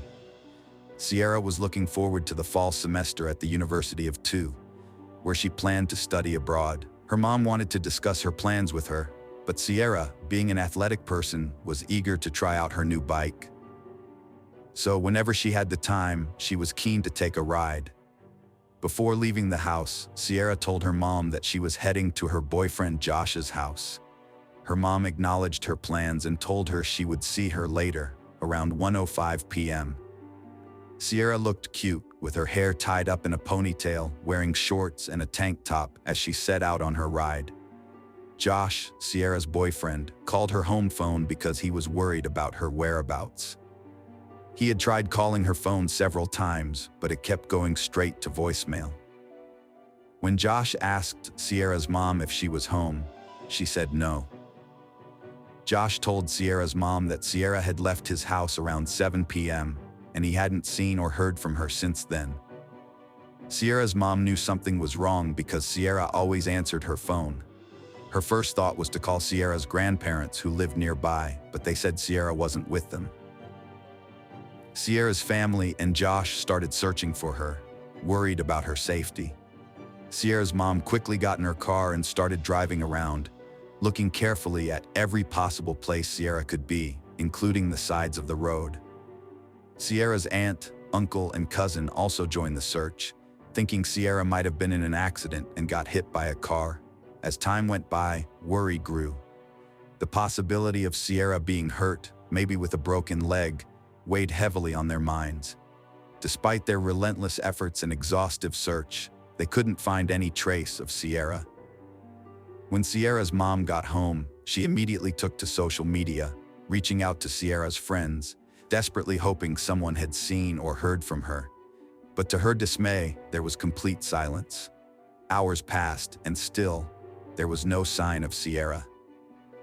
Filled with worry, Sierra's mom knew every minute counted and decided to call the police. Just an hour later, a concerned neighbor called Sierra's family saying County Road 6 was blocked off. With their hearts racing, Sierra's family rushed out to see what was happening. They were met by a chaotic scene surrounded by officers who refused to let them through. The officers stayed tight-lipped about Sierra, leaving her mom in a state of panic. She couldn't help but wonder if the police had found her missing daughter. The small-town police officers, seeking answers, decided to seek the FBI's assistance. They promised to deliver any information they could to Sierra's family as soon as possible. Understandably, the family found themselves unable to sleep, remaining wide awake and contemplating their next course of action. The following day, Sierra's mom and aunt took matters into their own hands, refusing to wait for answers. Her mom made a series of calls to hospitals, desperately searching for any signs of an unidentified female patient that might be Sierra. Despite call after call, they turned up nothing, leaving them feeling increasingly hopeless. A lead emerged from Detroit, Michigan, offering a glimmer of hope in the search for Sierra. A young woman, bearing a striking resemblance to her, had been admitted to a hospital with severe injuries, including numerous broken bones, after escaping from a moving vehicle with no identification. In an effort to confirm her identity, a nurse asked Sierra's family to describe any distinguishing marks on her body. Sierra's mom recalled a scar on her calf and a pierced belly button, which seemed to match the hospitalized girl's features, raising the family's hopes that they had finally found Sierra. Unfortunately, their hopes were soon dashed when they discovered that the girl in the hospital was not Sierra, leaving the family devastated and heartbroken after investing so much hope and anticipation in the possibility. Later that morning, the police visited Sierra's house to brief them on the previous night's events. One of the officers had found a trampled cornfield near where he'd parked his car and approached the area. He noticed signs of a struggle and a motorcycle track inside the cornfield. Not wanting to disturb any potential evidence, he backed away without touching anything. As he retreated, he caught a glimpse of a reflection: Sierra's purple bike. Further investigation uncovered several items at the scene: a pair of men's sunglasses, a pair of women's sunglasses, a blood-stained sock, and a screwdriver. Based on these discoveries, the police concluded that Sierra was likely abducted from that location. During the investigation, detectives thoroughly questioned Sierra's friends and family to gather information about her boyfriend Josh. They learned that Sierra and Josh had been inseparable since they were 7 years old, and their friendship developed into a romantic relationship in their first year of high school. The couple was known for their energetic and carefree nature, sharing a passion for skiing, among other things. After high school, Sierra went to the University of Toledo, while Josh enrolled at Bowling Green, but despite the physical distance, their commitment to each other remained strong. They often talked about getting married in the future, although Sierra emphasized her priority on completing her education before settling down, showcasing her academic dedication. Detectives investigating the case found that Sierra had visited Josh's house in the early afternoon on July 19th. According to the gathered information, Sierra decided to leave Josh's house and head home around 6:30 p.m. Because he was worried about her safety, Josh joined Sierra on her ride home, riding alongside her on his motorcycle. After a few miles, Sierra told Josh to turn back and go home, wanting to ride her bike alone and prove her independence. Josh reluctantly agreed, and they parted ways, with Josh heading back on his motorcycle and Sierra continuing her ride. During the investigation, detectives discovered motorcycle tracks in the nearby corn stalks, not far from Sierra's bike. This raised the question of whether these tracks belonged to Josh's motorcycle, and detectives couldn't ignore the possible connection. They began a thorough investigation to determine if there was any evidence linking Josh to the scene where Sierra went missing. As a result, detectives set up a command post to gather all relevant clues about Sierra's disappearance. A promising lead emerged quickly. A local resident came forward, saying that on July 14th, while driving, he saw a motorcycle helmet on the side of the road. He asked his son to retrieve it and put it in their truck. Later, after learning about Sierra's disappearance, he examined the helmet more closely and found red stains, which he suspected were blood. The helmet was discovered near the cornfield where Sierra's bike was found. The detectives asked Josh about his helmet, and to their relief, he produced it, confirming he had it with him. Furthermore, they verified that Josh had returned home after the interview with his parents, ruling him out as a suspect due to his solid alibi. Despite being visibly shaken, Josh was not suspected by Sierra's family in connection with her disappearance. The detectives focused on identifying the owner of a blood-stained motorcycle helmet found on the roadside. Recognizing the significance of DNA evidence, they sent the helmet to the crime lab for testing, awaiting the results with anticipation, hoping for a breakthrough in their investigation. Community unites in search for Sierra, organizing parties to scour every area for clues. Townspeople work together, fueled by a deep sense of unity, to bring her home safely. Hundreds gather at a candlelight vigil, sending thoughts and prayers for her return. 2 days after Sierra vanished, the police got a tip about a suspicious van speeding through the area where she was last seen. People thought she might have been kidnapped and forced into sex trafficking. The tipster gave the police the van's license plate number. The police interviewed the van's owner, but it turned out the van had nothing to do with Sierra's disappearance. The owner explained that he sped up because another car suddenly appeared from behind, which might have been a family member looking for Sierra, and he panicked. By the 48-hour mark, the investigation had turned up no leads on Sierra's whereabouts. As time goes on, her family is struggling to stay hopeful. With each passing day, the chances of finding her alive get smaller and smaller. Despite trying to stay positive, the harsh reality of the situation is getting harder to ignore. The police went from door to door searching for Sierra, and their investigation eventually took them to a farm near where her bike was found. The farm, which covered an acre of land, had several buildings including a small house, a trailer, and a large barn. The owner of the property was James Worley. When the police arrived at the farm, they started talking to James Worley. They asked him about the day Sierra went missing, hoping he could tell them something about her disappearance. But what James said shocked them. He told them he had been out riding his motorcycle that day, but it broke down, and he lost some things along the way, including a screwdriver and his helmet. This was surprising because those were the same items found at the scene where Sierra was taken. By saying this, James had unintentionally put himself at the scene of the crime, which made the detectives very suspicious of him and his connection to Sierra's disappearance. The police were determined to delve deeper into their investigation, and they questioned James Worley. During the questioning, they noticed something that caught their attention: scratches on his face.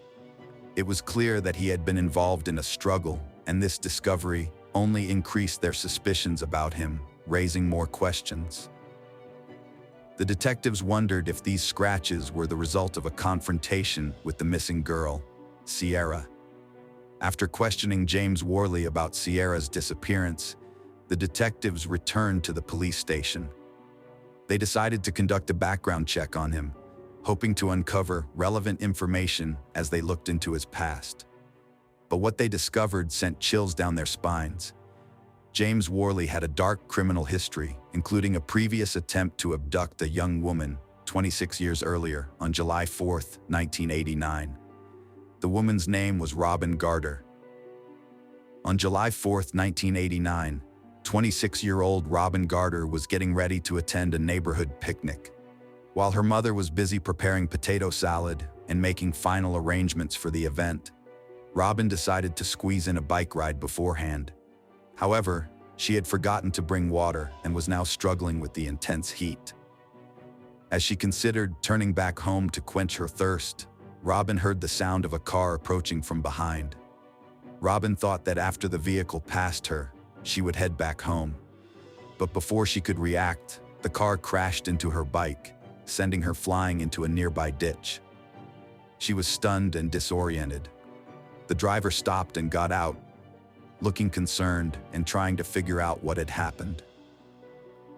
But then things took a dark turn. The person who had hit her suddenly revealed sinister intentions. Without warning, he hit her hard on the back of the head. As she struggled to understand what was happening, the attacker held a screwdriver to her throat, threatening to kill her in a menacing tone. He ordered her to get up and get into his car right away. The man forced Robin into his car at screwdriver point, trying to handcuff her once she was inside. He managed to cuff one wrist, but Robin fought back fiercely, preventing him from cuffing the other. She screamed for help at the top of her lungs, but her cries were drowned out by the empty cornfields, with no one around to hear her. Robin's fierce resistance against her attacker left her on the brink of unconsciousness multiple times, but she refused to give up. Just as the silence was becoming unsettling, she picked up the faint sound of a motorcycle in the distance. As she strained her eyes, she saw it approaching the car where her captor was, Realizing this might be her only chance to escape, Robin waved her arms wildly to get the rider's attention. Luckily, the rider noticed her distress signals and brought the motorcycle to a stop. In a desperate bid for help, Robin explained that the man was trying to kill her. Without hesitation, she seized the opportunity and quickly climbed onto the back of the motorcycle, leaving her captor and the car behind. The motorcycle rider drove Robin home, where she collapsed. Robin's mother called the police and an ambulance, and Robin was rushed to the hospital for medical treatment. The motorcyclist, determined to help the authorities, led the police back to the scene of the incident. To their surprise, they found James Worley still present, waiting with his car. When questioned, James was fully cooperative and provided identification to prove who he was. However, his version of events differed significantly from initial assumptions. James strongly denied any intention of kidnapping Robin. According to his account, Robin was riding her bike erratically, swerving into the road, making it impossible for him to avoid hitting her. James claimed that after the accident, Robin became hysterical, and he restrained her with handcuffs not to harm her, but to secure her to the steering wheel of his truck while he sought help. He insisted his actions were driven by genuine concern for Robin's well-being.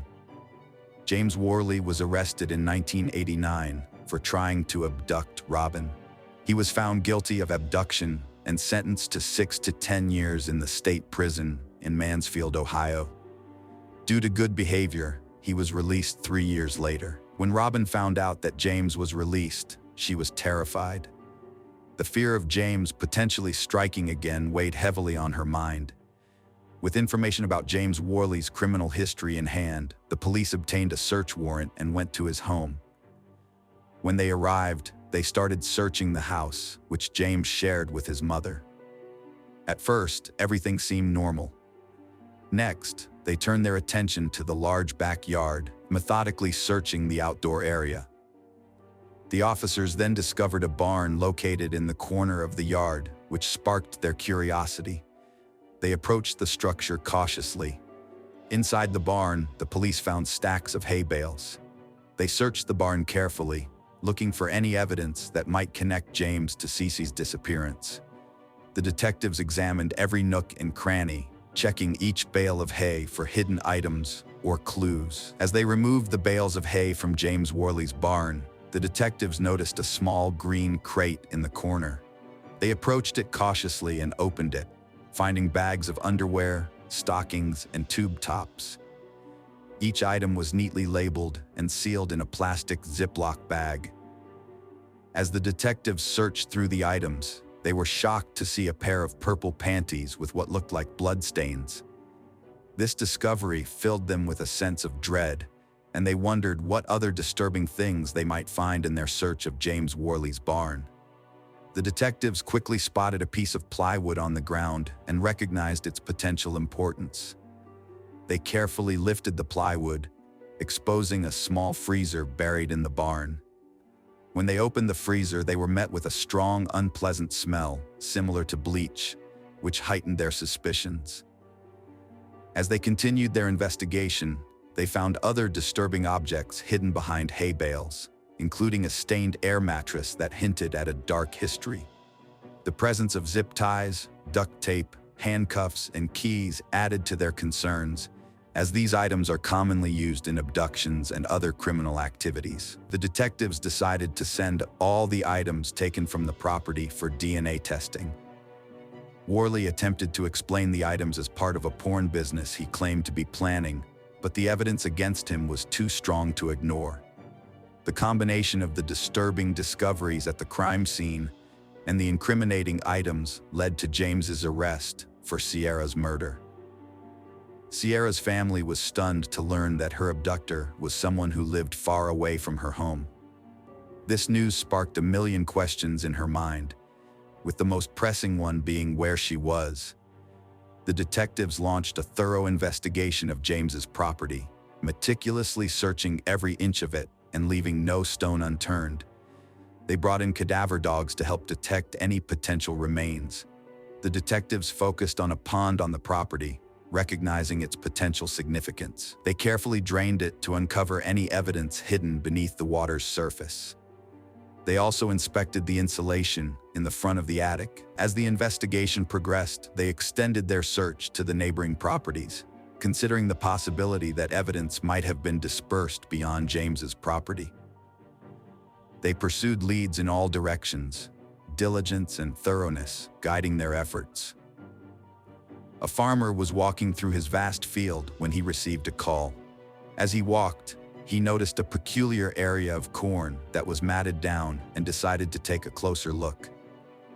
When he approached the spot, he saw a nearby mound of dirt, which immediately made him think it could be a grave. This worried him even more because of the recent search for Sierra. With this on his mind, he quickly called the police, telling them about his suspicions and giving them the exact location. Responding promptly to the farmer's distress call, the police arrived at the scene. They noticed a fresh pile of dirt, which fueled their suspicion that it could be a grave.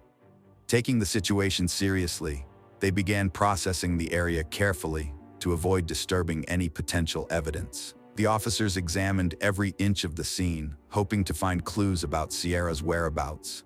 However, despite their thorough efforts, their search yielded no results. The detectives then searched the adjoining farms for Sierra, using drones and helicopters to cover a larger area and increase their chances of locating her. During their search, they found another mound of dirt with freshly matted corn. Their trained dogs detected the scent of decomposition, suggesting a potential crime scene. As the crime scene investigators dug, they made a grim discovery. They found human remains. Based on the evidence, it was believed to be Sierra's body. Tragically, her hands were bound behind her back, and her feet were tied to the handcuffs. Further examination revealed that an object was lodged in her mouth, restricting her airway, which ultimately led to her death. Later that night, the Sierra family received a devastating call they had been fearing. The police had found Sierra's lifeless body. The news was met with an overwhelming outpouring of grief as the entire family broke down in tears. The sorrow felt by each family member was palpable, and the weight of the moment was crushing. A month after Sierra's tragic abduction and murder, James Worley was charged with 19 counts, including kidnapping and aggravated murder. 2 years later, Worley's trial began. Despite the overwhelming evidence against him, he pleaded not guilty to all charges. Over 8 intense days, the prosecution presented a gripping story that captivated the jury and spectators alike. After deliberating for 6 hours, the jury found Worley guilty on all counts related to Sierra's murder. The severity of the crime led to Worley being sentenced to death. Hello friends, welcome to our channel. Today, we're going to take a look at another horrible case with you. The case of Kyra Steger. Kyra Steger, a 30-year-old store clerk, worked at Delia's in the Mall of America. She was dedicated to her job and never missed a shift, so when she failed to show up for work on February 23, 2013, her coworkers became worried. They attempted to contact her, but she didn't respond to their calls or texts, prompting them to report her missing to the police. Born on November 19, 1982, in Des Plaines, Illinois, Kyra was the daughter of Marcy and Jay Steger, who described her as lively, dedicated, and sweet. She had previously worked at Wet Seal before moving to Delia's, both located in the Mall of America. Kyra's coworkers were not only her friends, but also part of her extended family. Kyra had a unique gift for identifying people's hidden strengths, and she had planned a promising future for herself, one that seemed bright and serene. However, all her dreams came to an abrupt end when she mysteriously disappeared. On Thursday, February 21, 2013, Kyra worked a shift. According to her coworkers, she was in high spirits and had plans to dine at a nice restaurant with her husband, Jeffrey Trevino, after her shift ended. The two had met 3 years prior and quickly developed a romantic connection, leading to their marriage. By all appearances, Kyra and Jeffrey were a happy, stable married couple. However, when Kyra failed to show up for work 2 days later, on Saturday, February 23rd, her co-workers were alarmed. This was unusual behavior for someone who was typically punctual, strict with herself and others, and adhered to her schedule. Unable to reach Kira, her co-workers contacted Jeffrey, but he claimed to have no knowledge of his wife's whereabouts. Jeffrey reported that Kira had left their house the previous morning and hadn't returned since. Although this wasn't entirely unusual, as Kira sometimes stayed away for a day or two at a friend's or relative's place without warning, the bad weather that day did raise some concerns. The heavy snowfall might have caused her to get stuck, and her cell phone battery could have run out. Still, with no news from Kira, Jeffrey filed a missing persons report and contacted her family that same day. Her family was shocked and devastated by her sudden disappearance. Detectives promptly began their investigation, a standard procedure in cases like this. They started by interviewing the spouse and searching the immediate area. The detectives went to Jeffrey's home to talk to him. Jeffrey told them that on Thursday, he and Kira had planned to spend some time together. They had dinner, chatted, went bowling, and eventually left the mall. According to Jeffrey, they went straight home, as Kira wanted to watch a movie. Jeffrey also informed the detectives that Kira left their house the next day, Friday, around 8:30 a.m. to attend a work event where her presence was required. He wasn't alarmed by her occasional disappearances, although he didn't know her whereabouts or who she was with, as this was not unusual behavior for her. Jeffrey revealed that he and his wife Kira had been experiencing relationship issues for a few months, but he didn't consider it a major concern, believing that all families have minor disagreements. When the detective asked if Kira might be staying with someone, suggesting she could have had an affair, Jeffrey dismissed the idea, stating that he had already asked Kira about it and she had denied it. Jeffrey emphasized that he genuinely loves and trusts his wife. The investigators shared the information they gathered about Kira and her car with the on-duty patrol units.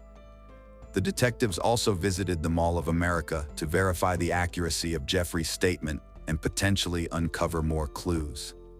Mall of America, one of the world's largest shopping malls, is located in Bloomington and boasts 520 stores, theme parks, an oceanarium, movie theaters, a golf course, and many other attractions. Given its massive size, it's no surprise that the mall is equipped with numerous security cameras. When the detectives reviewed the security footage from February 21st, they saw that Kira had left work at her usual time. The footage didn't show anything unusual, and Jeffrey's alibi checked out. He had met Kira after work, and they had spent some time together at the mall before heading to the parking lot and driving off.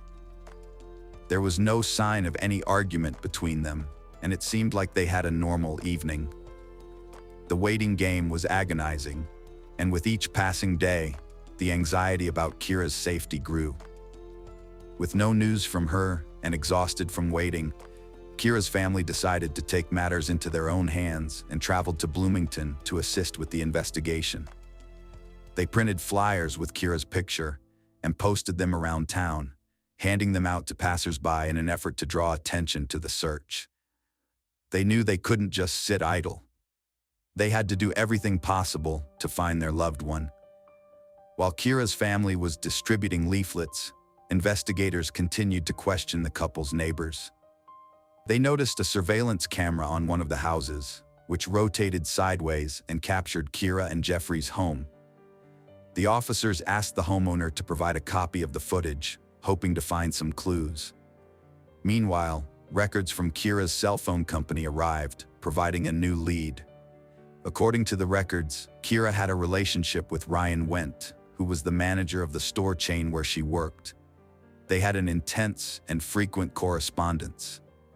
The police discovered that Ryan had left the state around the same time Kira disappeared, and he was traveling in his car towards Colorado while a search for Kira was underway.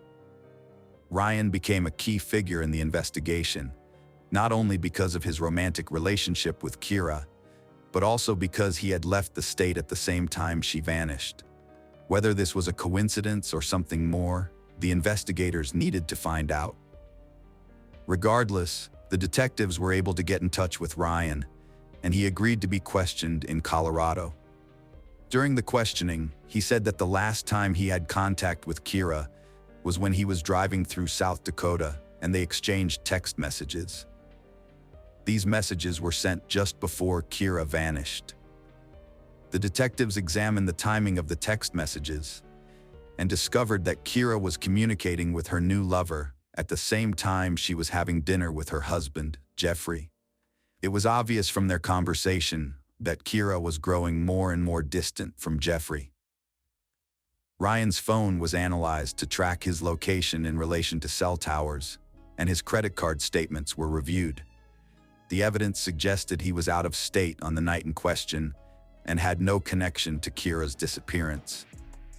As a result, he was cleared and removed from the suspect list. An examination of the text message timestamps showed that Kira was still communicating with Ryan even after arriving home with her husband.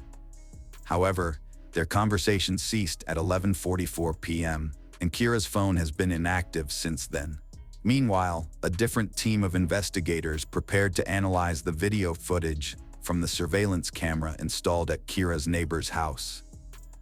The camera captured a wide area of the street, panning left and right, but its rapid movement made observation challenging.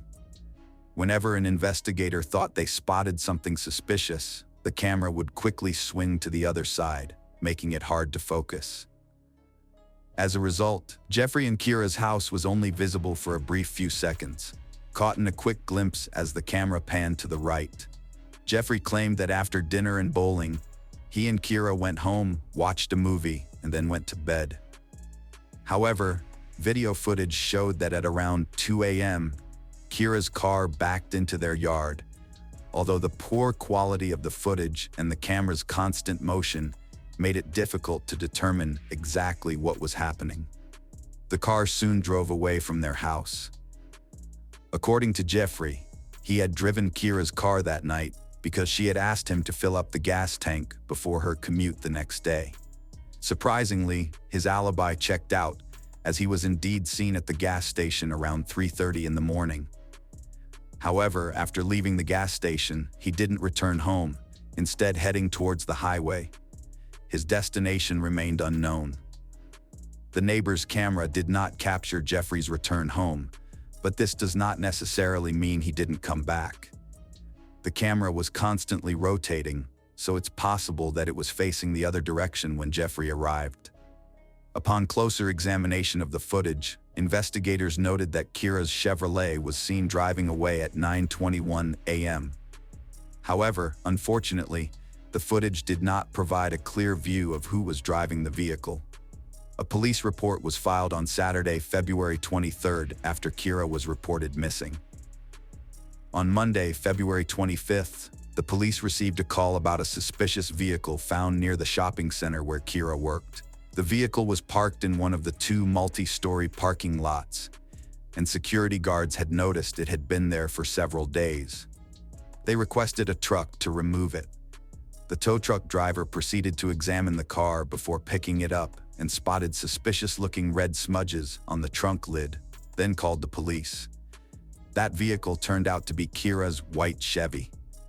There wasn't that much blood, just a few small stains, but it was there, and that was a very bad sign. Kira's purse was found in her abandoned car, containing divorce court forms that appeared to have been downloaded from the internet. Behind the car, a small, dark item lying in the snow caught the investigators' attention. Upon closer inspection, they discovered a rolled-up trunk mat with dark-colored stains on the reverse side. DNA testing confirmed that the stains were Kira Steger's blood. With a heavy heart, the investigators realized that Kira was likely deceased. This devastating discovery was a cruel shock to her family and friends, who had lost their last hope of seeing her again. Many questions now plagued their minds. How did Kira die? Did she suffer? And who could have harbored such resentment towards her as to take her life? The absence of Kira's body only added to their anguish, making it even harder to come to terms with their sorrow. The detectives' primary focus shifted to identifying the individual who abandoned the vehicle in the parking lot. After leaving the house at 9:21 a.m., the car was captured on camera at the mall approximately 20 minutes later. Although there were no cameras in the lot where the car was found, a nearby camera monitored the path leading to it. Upon reviewing the footage, detectives noticed a hooded man appearing in the video a few minutes after the white Chevrolet entered the parking lot. Given the cold weather, the hoodie didn't seem unusual, but the detectives wanted to track his movements. The footage showed the hooded man crossing the street, engaging in a brief conversation with a taxi driver at the stand, and then getting into the taxi and driving away. The police easily identified the company that owned the taxis parked in the shopping center's parking lot. By analyzing the time the hooded man interacted with the driver, they quickly determined the license plate number of the specific vehicle involved. Since all the cabs were equipped with GPS tracking devices, the police were able to trace the hooded man's journey, which ended a block away from Kira and Jeffrey's house. He got out of the car after paying cash, and the taxi left the neighborhood. The same camera that had previously recorded part of Kira and Jeffrey's home caught a cab on film. 2 minutes into the footage, a man wearing a hooded sweatshirt with a distinctive white logo entered the frame. Although the low-quality footage made it difficult to make out his face, the logo on his hoodie stood out. As the investigators continued to review the footage, they saw the hooded man walk into the house where Kira and Jeffrey lived. Given that Kira was missing, it was highly likely that the hooded man was Jeffrey. After obtaining a search warrant, law enforcement officers went to the house. At first, the house seemed ordinary and unremarkable, but a closer inspection revealed a more sinister scene. In the bedroom, the criminalists found dark red stains on the wall beside the bed and around 100 similar stains on the mattress. It was clear that the room had been recently rearranged and cleaned in an attempt to conceal evidence. When the forensics team used luminol on the floor carpet, it revealed a significant amount of bloodstains that were not visible to the naked eye. These stains started in the bedroom and continued to the other side of the house. The forensic analysis confirmed that the blood belonged to Kira, which further led investigators to believe that she was no longer alive. In addition to searching the interior of the house, the police also inspected Jeffrey's car. Although they didn't find any blood or signs of a struggle inside the vehicle, they did discover something noteworthy. A gas station receipt was found in the car, which showed that the purchase was made an hour and 40 minutes before Kira's car was abandoned in the mall parking lot, and the payment was made using Jeffrey's card. The detectives then went to the gas station to review the security footage. The footage showed Jeffrey filling up his car and then going inside to withdraw cash from an ATM. This video provided a clear view of Jeffrey's face and revealed a logo on his jacket, similar to the one seen on the man in the earlier footage, located in the chest area. Based on this recording and all evidence found in the house, 39-year-old Jeffrey Trevino was arrested. He was taken to the station for questioning and became the main and only suspect. From the interrogation room, Jeffrey contacted his attorney, who advised him to exercise his right to remain silent. Although the police had sufficient evidence to charge him, the most crucial evidence of his guilt would be Kira's body. There was no doubt that Kira was dead. The police, along with Kira's family and volunteers, spent months searching for her. In late March, as the snowdrifts began to clear, a strange bag was discovered by volunteers near the roadside at Keller Lake, which is just a few miles from Trevino's house. The police were called, and upon inspection, the bag was found to contain a bloodied pillow, a shirt, and a bra. The forensics team was able to link the discovery to Kira, as her DNA was detected on the items. Although the lake was still partially frozen, which made searching it difficult, divers were able to survey the water body. However, they did not find any remains in the lake. The area surrounding the lake was thoroughly searched multiple times using 4 trained search dogs, but no evidence of Kira's whereabouts was found. Over 2 months later, on May 8, 2013, the St. Paul Police Department received a chilling call. The caller reported seeing what appeared to be a dead body in the Mississippi River. The body retrieved by police from the water was confirmed to be Kira Steger. The autopsy revealed that she had suffered severe, blunt force trauma to her forehead and a fractured left index finger. Due to the advanced state of decomposition, the medical examiners could not determine the exact cause of death. Investigators worked to piece together the events leading up to Kira's death and its aftermath. Their theory was that upon returning home, Jeffrey discovered Kira texting someone else. When she refused to show him the messages, he forcibly took her phone, breaking her finger in the process. Enraged by the romantic exchange, Jeffrey allegedly snapped, taking Kira's life and then attempting to conceal the evidence of his crime.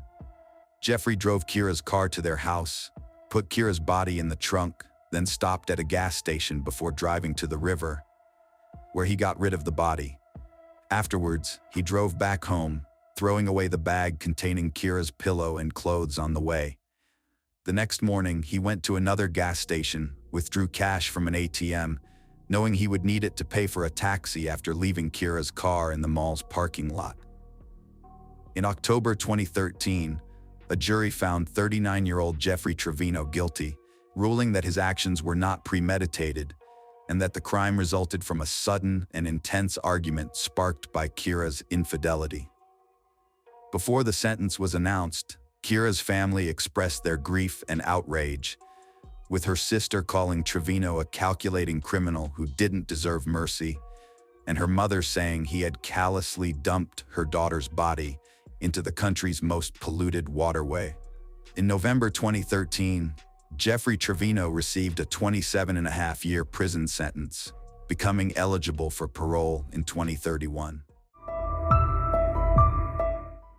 Hello friends, welcome to our channel. Today we're going to take a look at another horrible case with you.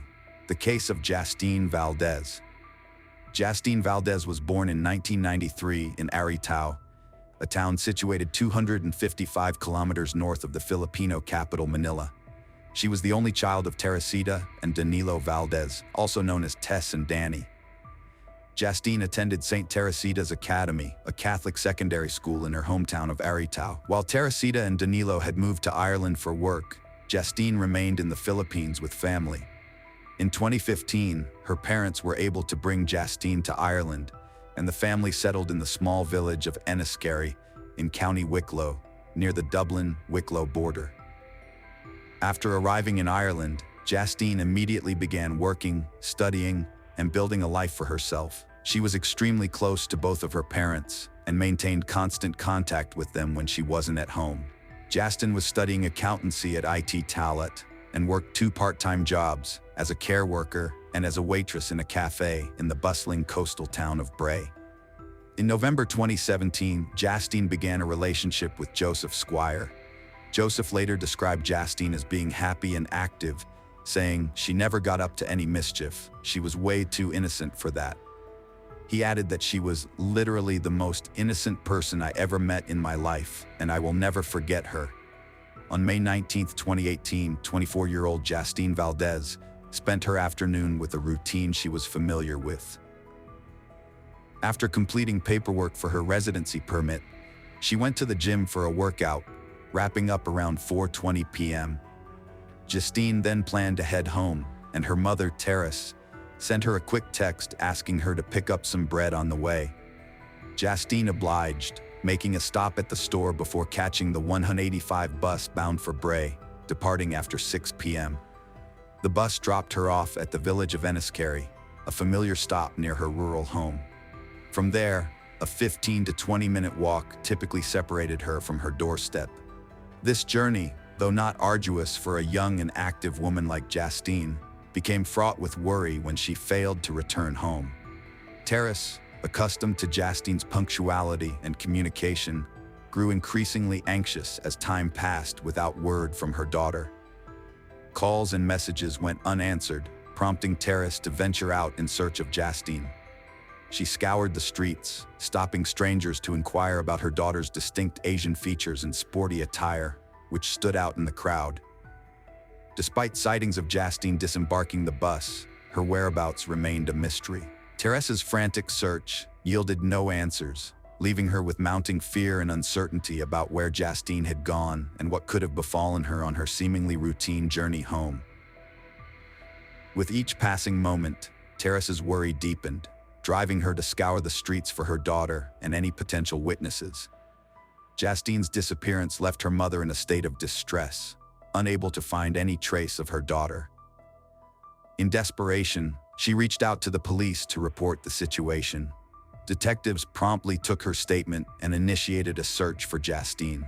At 5:20 p.m., Justine, still wearing her gym clothes, took the 185 bus from Bray to Enniskerry Village, arriving at approximately 6 p.m. From there, she had a 15 to 20-minute walk until she reached home. It was a journey she would never have a chance to complete. Despite their humble beginnings, Justine's parents worked tirelessly to support her education and livelihood. Justine's parents worked as a gardener and housekeeper, respectively. Justine herself was known for her reliability, hard work, and dedication to her obligations. Given her strong ties to her family and her commitment to her responsibilities, no one believed she would willingly abandon her loved ones. Furthermore, her limited social circle and absence of typical teenage rebellious behavior made the idea of her running away seem implausible. Despite contacting all of Justine's acquaintances, none could provide insight into her whereabouts. At 24, Justine had outgrown any inclination for teenage defiance, remaining a steadfast and devoted member of her family until her sudden disappearance. Hence, the possibility of Justine running away was swiftly dismissed. She maintained an unwavering connection with her parents, updating them on her every move. On the particular day, she and her mother exchanged a staggering 63 messages, the last being at 6:24 p.m., when Justine alighted from the bus. As detectives diligently investigated leads to determine Justine's whereabouts, a crucial tip emerged from her co-workers. Shortly after Justine's bus stop, authorities were notified of a disturbing incident. A female motorist reported witnessing a man forcibly pushing an Asian woman with dark hair, dressed in sportswear similar to Justine's, into the trunk of a black Nissan Qashqai. The woman recounted her harrowing experience, driving past the suspicious scene with her 12-year-old son and promptly alerting the police. Shortly after, another motorist passed by and witnessed a similarly distressing scene.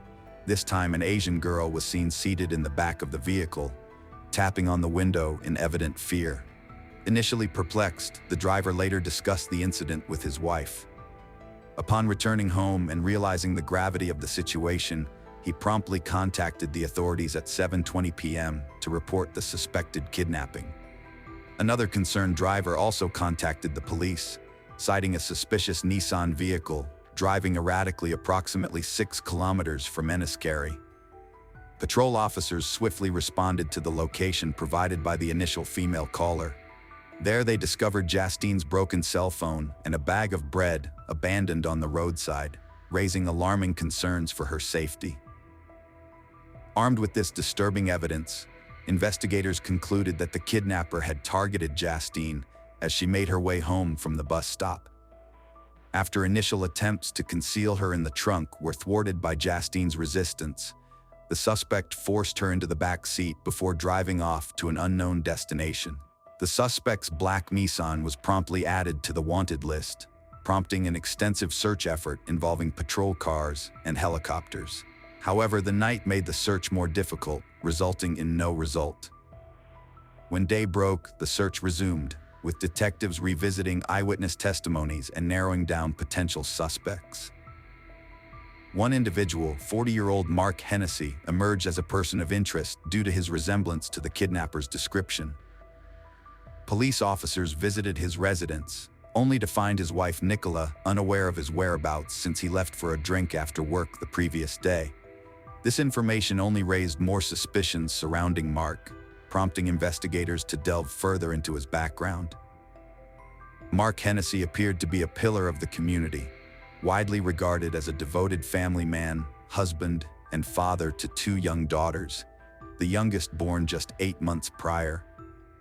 Hailing from a respected family, He resided in an affluent neighborhood alongside other young families. Mark's occupation as an estimator on construction sites provided a stable income for his family, and he boasted a clean record with no prior brushes with the law. Despite his seemingly impeccable reputation, law enforcement remained cognizant of the unsettling reality that individuals may conceal darker motives beneath a veneer of respectability. With this in mind, the police officers visited the bar that Mark had frequented the previous night to gather more information. The staff confirmed his presence, but noted that his stay was brief. He had left after consuming a single beer and watching some soccer. Unimpressed by the excitement of the match, Mark's return to the bar around midnight appeared to be marked by visible agitation and unease. Upon reviewing the bar's CCTV footage, investigators corroborated the staff's accounts, observing that Mark's stay was approximately 10 minutes before he departed, at around 5:40 p.m. Engrossed in a phone conversation, he quickly made his way to his car and drove off, concluding his visit around 11:30 p.m. Interestingly, upon leaving the bar, Mark actually returned and engaged in a conversation with an acquaintance at the doorway before leaving once again. Detectives found themselves puzzled by Mark's whereabouts between 5:40 p.m. and 11 p.m., and the nature of his activities during this time remained a mystery. By this point, investigators had acquired CCTV footage from the bus route Justine had taken, and upon examination, a disturbing revelation emerged. Mark's black Nissan had trailed the bus just 30 minutes after he left the bar, shadowing its movements throughout the day. This revelation heightened suspicions surrounding his involvement, especially in relation to Justine's disappearance. The search for Mark's car and the missing girl persisted unabated, with growing certainty that the two incidents were intertwined. Mark emerged as a prime suspect in Justine's abduction. Despite efforts to track his cell phone, which intermittently powered on and off, Mark managed to evade detection. He made a solitary call to his wife, informing her of his continued absence. Even when confronted by his own family, who pleaded with him to surrender to the authorities, Mark remained obstinate and promptly departed. Mark's parents relayed this encounter to investigators, prompting renewed efforts to locate him. However, Mark remained elusive, staying a step ahead of law enforcement. In a bid for public assistance, the police issued appeals through the media, urging anyone with knowledge of Justine, Mark, or his car's whereabouts to come forward. One listener heeded this call, spotting a similar Nissan Qashqai on the road with a familiar-looking driver behind the wheel. Sensing an opportunity, she followed the vehicle to Cherrywood Park, where she observed the driver closely before promptly notifying the authorities. Upon arrival, the responding police officers encountered a man seated behind the wheel, his body covered in blood. Despite their attempts to coax him out of the vehicle, Mark remained obstinate, brandishing a knife in a menacing manner. Faced with imminent danger, the officers were compelled to resort to the use of firearms, resulting in a bullet striking Mark in the shoulder. Removing him from the car, they discovered him conscious, though uncooperative. As they commenced their examination of the vehicle, their hopes of locating the missing girl were dashed, as Justine was nowhere to be found. Persistent questioning yielded no answers from Mark, who maintained a steadfast silence. Medical personnel promptly attended to him, and he was swiftly transported to the hospital, where doctors battled to save his life, clinging to the hope that he might divulge Justine's whereabouts. Tragically, it was revealed that the bullet had tragically ricocheted, fatally striking Mark in the head. Subsequent investigations unearthed the grim truth. The blood adorning his face and body belonged to him, and he bore several fresh stab wounds on his arm and neck. Law enforcement speculated that, consumed by fear of exposure, Mark had chosen to confront his fate with the knife, conveniently stashed in his vehicle. When the police finally apprehended him, there was a sense of disappointment pervading the air. Despite successfully locating the suspect and his vehicle, their primary objective of finding the missing person remained unfulfilled. However, a note was discovered, its contents obscured by bloodstains. Through the haze of crimson, officers managed to discern the words "sorry" and Puck's castle, hinting at a potential lead to Jastine's whereabouts. Though hope flickered dimly, they persevered in their search, while the anxious parents fervently prayed for their daughter's safe return. A meticulous search unfolded in a wooded expanse south of Dublin, guided by the cryptic clue near the castle. Initially, Jastine's purse containing her identification documents was unearthed. Then, on May 21st, a grim discovery was made: the lifeless body of Justine Valdez. Autopsy revealed the horrific truth that she had been murdered on the very evening of her abduction, succumbing to manual strangulation. Tragically, evidence of sexual assault further compounded the brutality of her demise. However, amidst the sorrow and despair, another unsettling revelation emerged. Toxicological analysis unveiled the presence of prohibited substances in Jastine's body. This posed a puzzling enigma, as there was no clear explanation for the origin or purpose of these substances. Conversely, the analysis found that Mark had ingested a significant quantity of these substances, further deepening the mystery surrounding the tragic events. It emerged that Mark had recently spiraled into alcohol and substance abuse, likely contributing to the presence of these substances in Jastine's system. Concurrently, his domestic life had deteriorated, with frequent spats between him and his spouse over his substance abuse and mounting debts. Investigations revealed Mark's engagement with the dating app Tinder, where he actively pursued interactions with various women, including flirting with female patrons at bars. Further incriminating evidence emerged when Mark's DNA was found on the victim's body, reinforcing the police's suspicions about his involvement in Jastine's abduction and subsequent murder. Detectives pieced together a disturbing narrative.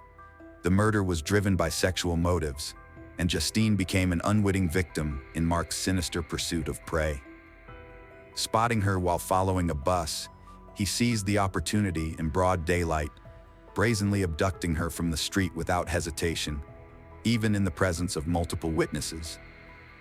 A thorough examination of the victim's and perpetrator's phones revealed no prior acquaintance or communication between them. Their paths had never crossed before, with no mutual connections to bridge the gap between victim and assailant. This grim revelation underscored the tragic randomness of Jastine's fate and the calculated brutality of Mark's actions. Upon closer scrutiny, the detectives' initial assessment underwent a significant shift.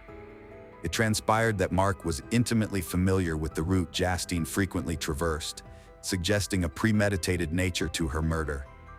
Far from a spur-of-the-moment act, Mark had been meticulously observing her movements, biding his time until he deemed it opportune to strike. The day of the abduction marked a deliberate departure from his usual routine, as he purposefully positioned himself at the bus stop, tailing Jastine's every move until he pounced on her unsuspecting victim. The revelation sent shockwaves through the local community, unaccustomed to such heinous acts in their otherwise tranquil neighborhood. Many rallied around the grieving family, offering solace and support during their time of immense loss. At the farewell ceremony, poignant tributes were paid as white balloons soared into the sky, symbolizing hope amidst despair. Some attendees donned pink t-shirts emblazoned with Jastine's likeness, a touching homage to her memory. Ultimately, Jastine's family chose to lay her to rest in her native Philippines, seeking solace in familiar surroundings. Though they initially remained abroad for a period, they eventually returned to Ireland in 2021, seeking a fresh start and new opportunities. Relocating to a different city and pursuing new occupations offered a chance to heal from the harrowing memories that haunted them in their former home. Mark Hennessy exhibited the characteristic behavior of a serial sex offender. They concluded that although his crime seemed spontaneous and unplanned, he displayed the traits of someone who had committed such acts multiple times previously. In the early days of the investigation, it emerged that a man matching Hennessy's age and physical description had been harassing female passengers at train stations in South County, Dublin, over several years, including exposing himself to them. However, there is no definitive proof that Hennessy and the serial harasser were the same person. We will likely never know, as Mark Hennessy's secrets died with him. In December 2021, the name Harmony Montgomery first hit headlines across the United States of America when a missing persons investigation was launched to find the 7-year-old girl. Since then, her father and stepmother have both been arrested and charged. A home where she used to live in Manchester, New Hampshire, has been searched for days on end, and the reward for information leading to her discovery has topped $140,000. But here's the strange thing. Before all of this, nobody seems to have set eyes on Harmony for more than 2 years. So, who is Harmony Montgomery? Why did it take so long for anyone to notice that this little girl has gone missing? Where has she been at all this time? And is it now too late to save her life? Hi, and welcome to Mysterious 7. I'm Michael, and today I want to take you guys through the story of little Harmony Montgomery, who dropped off the face of the earth back in 2019. Little Harmony wasn't born under a lucky star. Both her parents have a problematic history of substance abuse, and she had to cope with a visual disability in one eye through all of that. Her mother, Crystal Sorey, a resident of Massachusetts, lost custody due to addiction problems when her daughter was just about 4 years old. Sorey had to surrender Harmony to the state in the summer of 2018. After that, the girl's father, Adam Montgomery, secured sole custody in February 2019 and moved her to New Hampshire. Harmony was living with her father, Adam, as well as his wife, Kayla Montgomery, and their children at the property at the time when she went missing.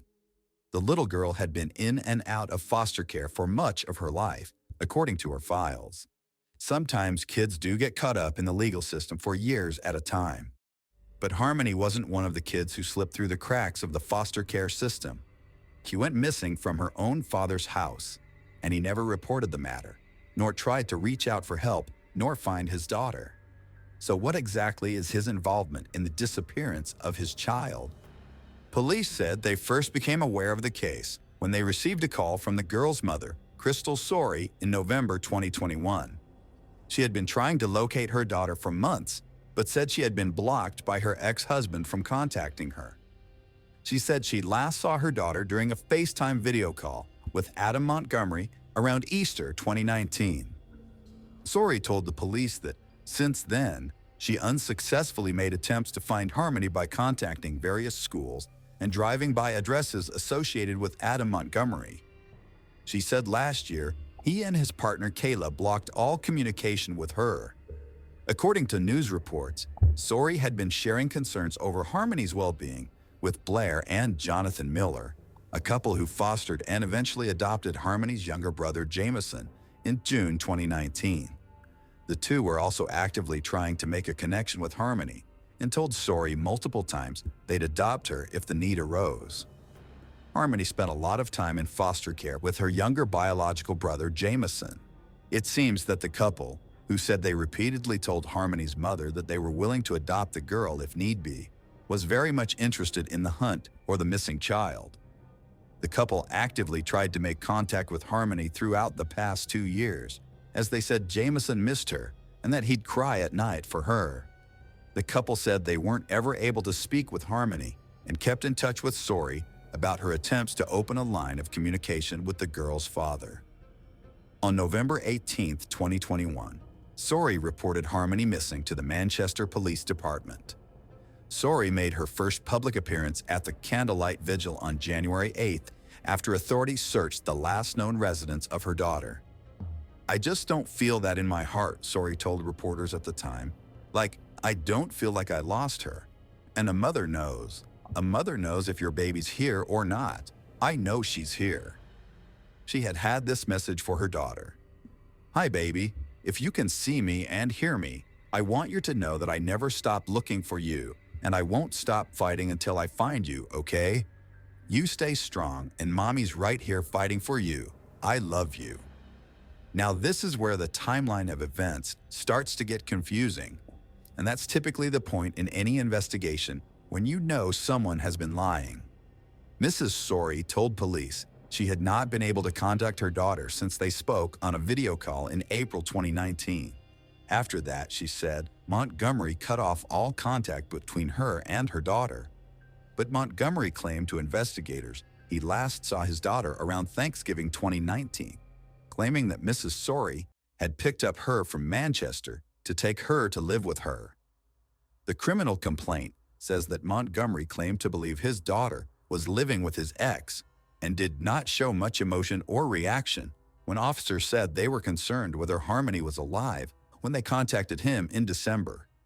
His story was also contradicted by Kayla Montgomery's account, who said she last saw Harmony the day after Thanksgiving, when her husband said he was driving her to see Mrs. Sorey.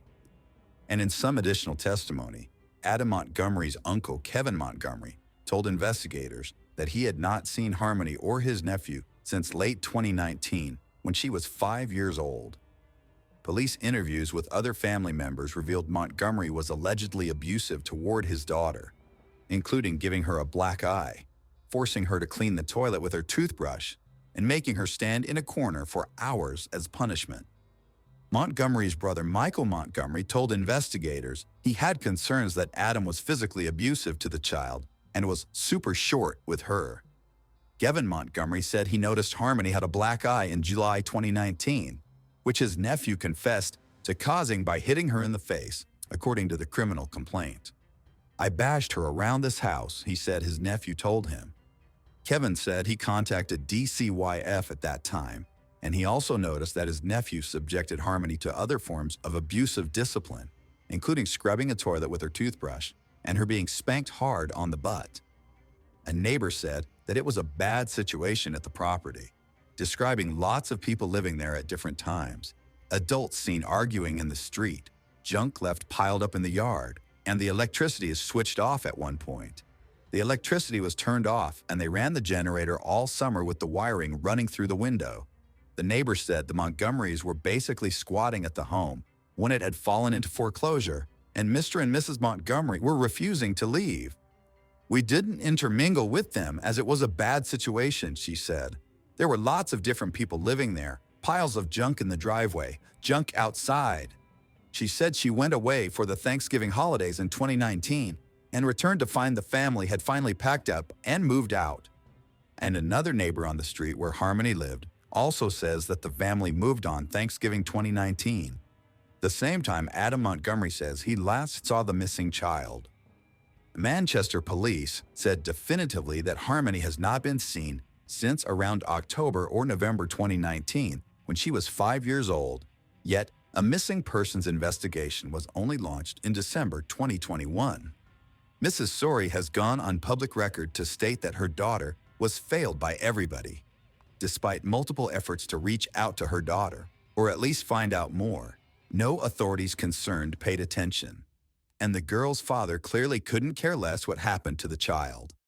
The last confirmed sighting of Harmony by law enforcement was on the 11th of September 2019, when Manchester police officers were called to the home on 77 Guildford Street in Manchester, where she lived. Police Chief Aldenburg, who is in charge of the case now, previously said the last police call-up to the property was in October 2019, but confirmed he had muddled the dates in a press briefing on the 12th of January. Despite the date change, the police chief said investigators are still working on the belief that Harmony was last seen in October or November of that year. Harmony's father and his wife were both arrested and charged on counts related to the missing child in early January. Adam Montgomery was arrested on the 4th of January and charged with second-degree felony assault, 2 misdemeanor counts of endangering the welfare of a child, and 1 misdemeanor count of interference with custody. On the assault charge, he is accused of striking Harmony in the face sometime in July 2019, giving her a black eye, according to the criminal complaint. Officials said Montgomery is not cooperating with the investigation into his daughter's disappearance, and he has refused to say where she is. The day after her husband's arrest, Kayla Montgomery was also arrested on 1 felony charge of welfare fraud for allegedly fraudulently collecting welfare benefits for the missing children between December 2019 and June 2021. Mrs. Montgomery, who has 3 children with her husband, is accused of obtaining $1,500 in food stamp benefits meant for Harmony between December 2019 and June 2021, even though the girl was not living with them. Prosecutors have now dropped that welfare fraud charge and added 3 new charges, 1 count of theft by deception and 2 misdemeanor charges of welfare fraud. The charges accuse Mrs. Montgomery of making intentionally false statements about her stepdaughter's whereabouts in February and March 2021 to claim benefits. After the police investigation into the case amped up, several disturbing details about Harmony's father came to light. Adam Montgomery has a history of violence and a long criminal record, including convictions for shooting a man in the head in a drug deal just 6 months before Harmony was born. He was also convicted in 2010 for attacking 2 women at gunpoint. It has emerged that Montgomery is a suspect in the cold case murder of a 28-year-old man in Lynn, New Hampshire, back in February 2008. Darlin Guzman was found shot in the chest in the parking lot of the former White Hen convenience store in Lynn's Austin Square on the night of the 10th of February 2008. He was pronounced dead at the hospital. A source in Boston law enforcement told reporters that Montgomery, who was 18 at the time, and 2 members of his family, who were not named, had been the focus of the murder investigation since day 1. The 3 family members had been in contact with the victim earlier that day and planned to meet with him at the convenience store before the meeting culminated in gunfire, according to the source. The victim's car was later found abandoned in the direction of Bedford, New Hampshire, where Montgomery lived at the time. No one has ever been charged with Mr. Guzman's murder, but the source said Montgomery remains the focus of the investigation to this day. Almost 14 years on from that killing, Adam Montgomery and his wife are now charged on counts related to his missing daughter.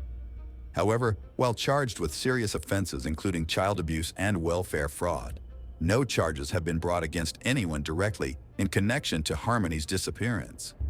So why was Harmony not reported missing for 2 years? Mrs. Sorey has accused the authorities of failing her daughter. She said she made multiple attempts to report concerns to child services. After November 18th, when she contacted Manchester police saying she believed her daughter was missing, someone finally paid attention. Police officers contacted the New Hampshire Division for Children, Youth, and Families, or DCYF, about the location of the missing child. Then, on the 27th of December, the DCYF reported that it was also unable to locate Harmony. Manchester police announced a search was launched on the 31st of December. Emails sent by Mrs. Sorey to the Manchester mayor's office, begging for help in finding her daughter, have also now come out. "Please, I'm begging for help in finding my daughter," she wrote on the 29th of December. In her emails, Mrs. Sorey said Adam Montgomery had never enrolled their daughter in school and that she has missed important doctor's appointments she's had since a baby due to a disability in her eye. The emails were sent just 2 days before police finally reported Harmony missing. As well as the repeated attempts to raise the alarm, the family was well known to child services. Newly released records released on the 12th of January have emerged showing that police officers were called to the Guilford Street home at least 10 times between February 2019, when Montgomery got custody of Harmony, and when she was last seen in the fall. Reports ranged from claims of domestic disturbances to animal welfare and concerns about the living conditions in the home. The DCYF was notified about some of the incidents. New Hampshire Governor Chris Sununu announced on the 12th of January that the DCYF is carrying out an internal review of its handling of Harmony's case. However, the governor defended the state's work, saying, "As soon as we found out that this child may not have been showing up for school for quite some time, it was reported up to us. The team got right on it. It wasn't a delay. It didn't sit in a file on somebody's desk." An independent investigation is also being carried out by the Massachusetts Office of the Child Advocate after Harmony was moved from Massachusetts into the custody of her father in New Hampshire in February 2019. Now officials in New Hampshire and Massachusetts are passing the blame between each other. The New Hampshire governor sent a letter to Massachusetts court officials slamming a judge for placing Harmony in the care of her monster father, giving his violent past and long rap sheet. Massachusetts Governor Charlie Baker responded to the criticism by saying he felt his pain, but said he wants to wait and see the results of the independent review by the Massachusetts Office of the Child Advocate. Investigators have revealed very few details about what they think may have happened to Harmony. The Guilford Street property has been a focus of much of the search, with investigators seen in the home and the backyard for multiple days. However, Manchester police said the search had concluded there. It is not clear if anything of interest was uncovered, and no other locations for searches have been identified. Chief Aldenburg insisted on the 12th of January, but they are still working on the belief that Harmony is alive. However, he admitted that he was a little discouraged by the case so far and pleaded with the public to come forward with information. He added, "Somebody out there knows something." Despite the national attention and the painstaking efforts to find the missing child, investigators appear to have made very little headway. Though concerning, the lack of progress is perhaps unsurprising, as whoever has information about what happened to the little girl has had a more than a 2-year head start on the investigators. On the 14th of June 2022, law enforcement officials were seen transporting a refrigerator and taking potential pieces of evidence from the scene at a Manchester home where Harmony Montgomery's father and stepmother, Adam and Kayla, once lived. Former FBI agent Jennifer Coffindaffer stated that bringing in the refrigerator is usually used to maintain biological evidence. If they found a body or body parts in a freeze, law enforcement would want to maintain the level of decomposition, Coffindaffer said. "I have a really creepy feeling about this. It's not good." Several law enforcement agencies were seen outside the Union Street apartment complex, where investigators were focused on the second-floor unit, where Montgomery's father, Adam Montgomery, and his now estranged wife, Kayla, once lived. A woman called Darcy Hambleton, who lives behind the apartment complex, told a reporter that she briefly saw police enter the building on Monday, and it seemed casual. But by 9 a.m. Tuesday, Hambleton said she saw a full-scale investigation from her balcony, which included 6 to 7 officers behind the building at any given time. She added that she saw an individual in an FBI t-shirt and one man in a hazmat suit, and noted that the front of the complex is a media circus. Investigators were later seen taking a refrigerator wrapped in biohazard tape from the apartment and loading it into a truck. A camera was also used to search the sewer in front of the building. "I knew about the case since 2021 when Harmony was initially reported missing. It's all over Manchester on signs and billboards," Hambleton said. "But I had no idea that her father had lived behind me." Noting that she has a 7-year-old daughter herself, Hambleton added that her heart is in my stomach right now, thinking that something could have happened to that little girl here. After this raid, Crystal Sorey stated publicly, "I know in my heart this is no longer a rescue mission. They're looking for a body." In a disturbing follow-up, Kelsey Small, one-time girlfriend of the father of missing Harmony Montgomery, was recently found dead in Manchester, police said. Small, 27, was with Adam Montgomery when police found the homeless couple sleeping in a car on December 31, 2021, in the early days of the search for Harmony. The cause of death is still pending, but it does not appear suspicious, said police spokeswoman Heather Hamill. According to court records, police were on their 4th day of searching for Harmony when they found Adam Montgomery and Small sleeping in a car on New Year's Eve. The car was parked on Harvell Street on the west side, close to the Gifford Street home where the Montgomery family had lived 2 years earlier. Small told police she had been romantically involved with Adam Montgomery for more than a year. She knew he had 4 children from previous relationships, but he was not in touch with any of them and never talked about Harmony, she told police. She had no idea where Harmony might be.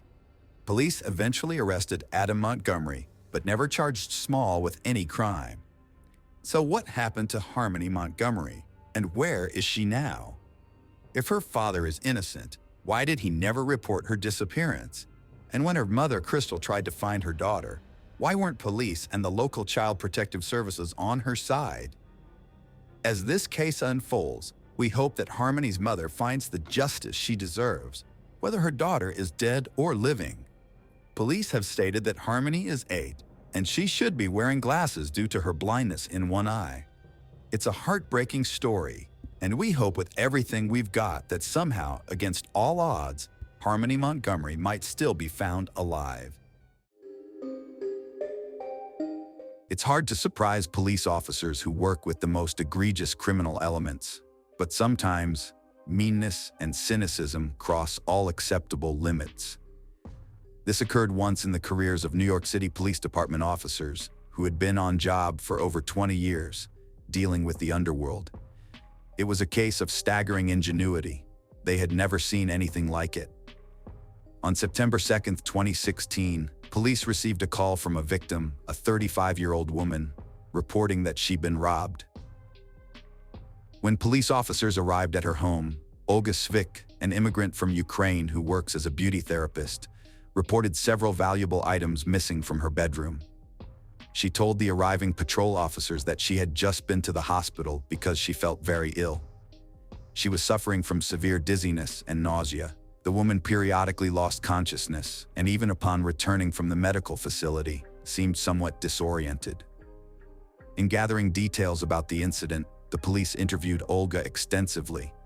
From her last unpleasant encounters, she recalled a client who came to her house demanding urgent eyelash extensions, Victoria Narova. Victoria had visited the salon before and increasingly acted brazenly as if she and Olga were friends. She was always imposing, but on that day was particularly insistent. Olga replied that she only did such work in the salon and did not accept clients at home. However, it was useless to explain this to Victoria. She did not give in, so Olga had to agree to accept her at home. The victim also mentioned refusing previous social invitations from Victoria, which were persistently offered by her friend. There was another intriguing detail. Victoria bore a strong resemblance to Olga, which always confused the beauty therapist. During the interview, it emerged that on that day, Victoria showed up at Olga's apartment with 3 pieces of cheesecake from a well-regarded local pastry shop. Victoria ate 2 slices with gusto while there. This unusual confluence of events baffled even seasoned New York City police officers. It truly stood out in their extensive experience battling criminal antics in the city. Olga was persuaded to take the 3rd piece of cheesecake after a brief tea gathering. Not long after Victoria had departed, Olga began to feel intensely nauseated and fainted, remaining unconscious for approximately 30 minutes. Upon regaining consciousness, she immediately called 911 and was transported to the hospital by ambulance. Despite thorough blood tests, nothing unusual was detected. Once she returned home, Olga noticed several valuables were missing. She promptly went to the police to report the theft. Initially, the police were skeptical of her story and suspected that she might have been under the influence of illegal substances, given her strange behavior and lethargic appearance. Detectives concluded that her account involving a female doppelganger was fabricated. However, Olga steadfastly denied taking any substances and defended her account convincingly. She asserted that the cheesecake she consumed caused her illness, believing it might have been laced with something harmful.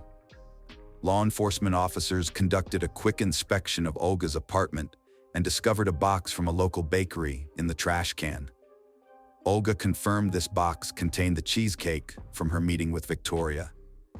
The box was taken as evidence due to baking residue left inside. Forensic analysis didn't reveal anything suspicious on it.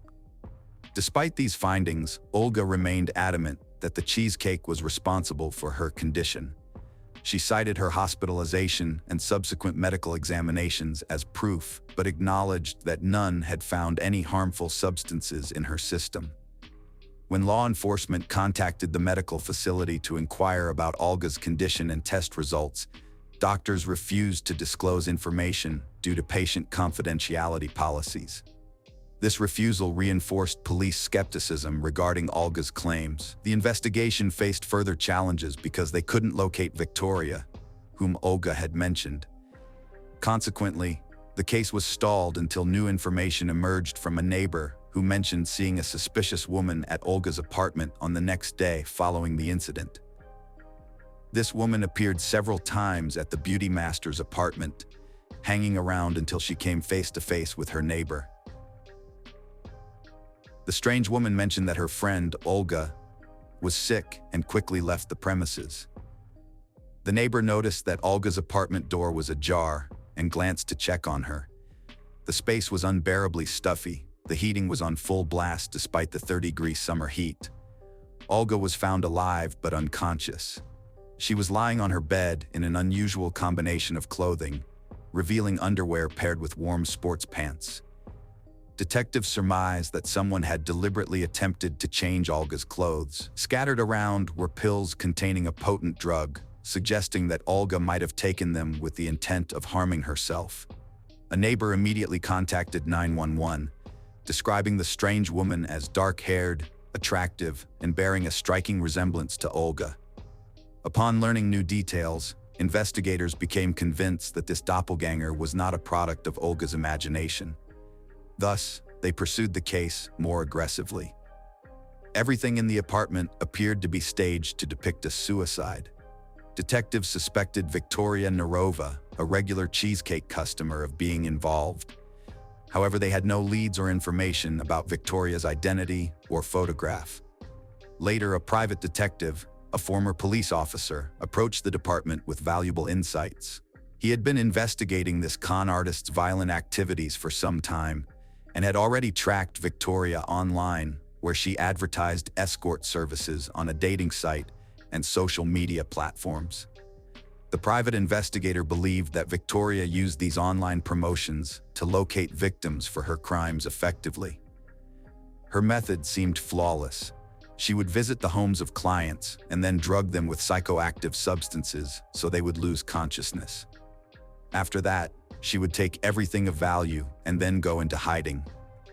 This activity might have stayed hidden indefinitely if not for this tragic circumstance. Meanwhile, Olsvik finally recovered from the unpleasant events. After being discharged from the hospital, she shared on her social networks about the poisoning incident. One of her clients unexpectedly mentioned knowing a man named Ruben Barakov who had a similar experience. Ruben, the owner of a dry cleaner, had met Victoria Nasarova on a Russian dating site a couple of months before Olga's cheesecake poisoning. The new acquaintance invited Ruben to her home, boasting about her culinary skills. He agreed and went to her place. However, as soon as he tasted the dishes, he lost consciousness. She emptied his pockets, taking expensive watches, money, and cards. Under the influence of a strong psychoactive substance, Ruben sincerely believes it almost killed him. Later, when he started regaining consciousness, Victoria took him to his dry cleaners and told his colleagues he was drunk before leaving. Only then did Ruben realize he had been robbed. The private investigator thought the situation was very serious and considered both victims very lucky. In 2017, the investigator worked with a client from Russia to track down an elusive criminal. Nadia Ford turned to him after the disappearance of her mother, Alla Alexenko. Nadia lived in New York, but was born in Russia and originally from Khadar.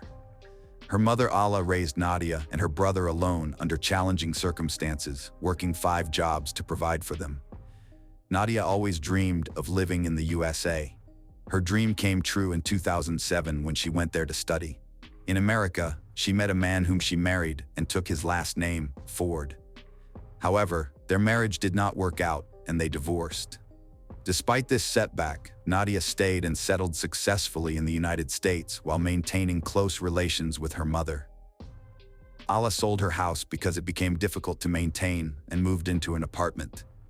In early 2013, Nadia's mother welcomed a new neighbor, Victoria Nerova. Despite the significant age gap, Victoria quickly became friends with Nadia's mother. This friendship struck many as unusual. Nadia's mother, Alla, often talked about her daughter living in the United States.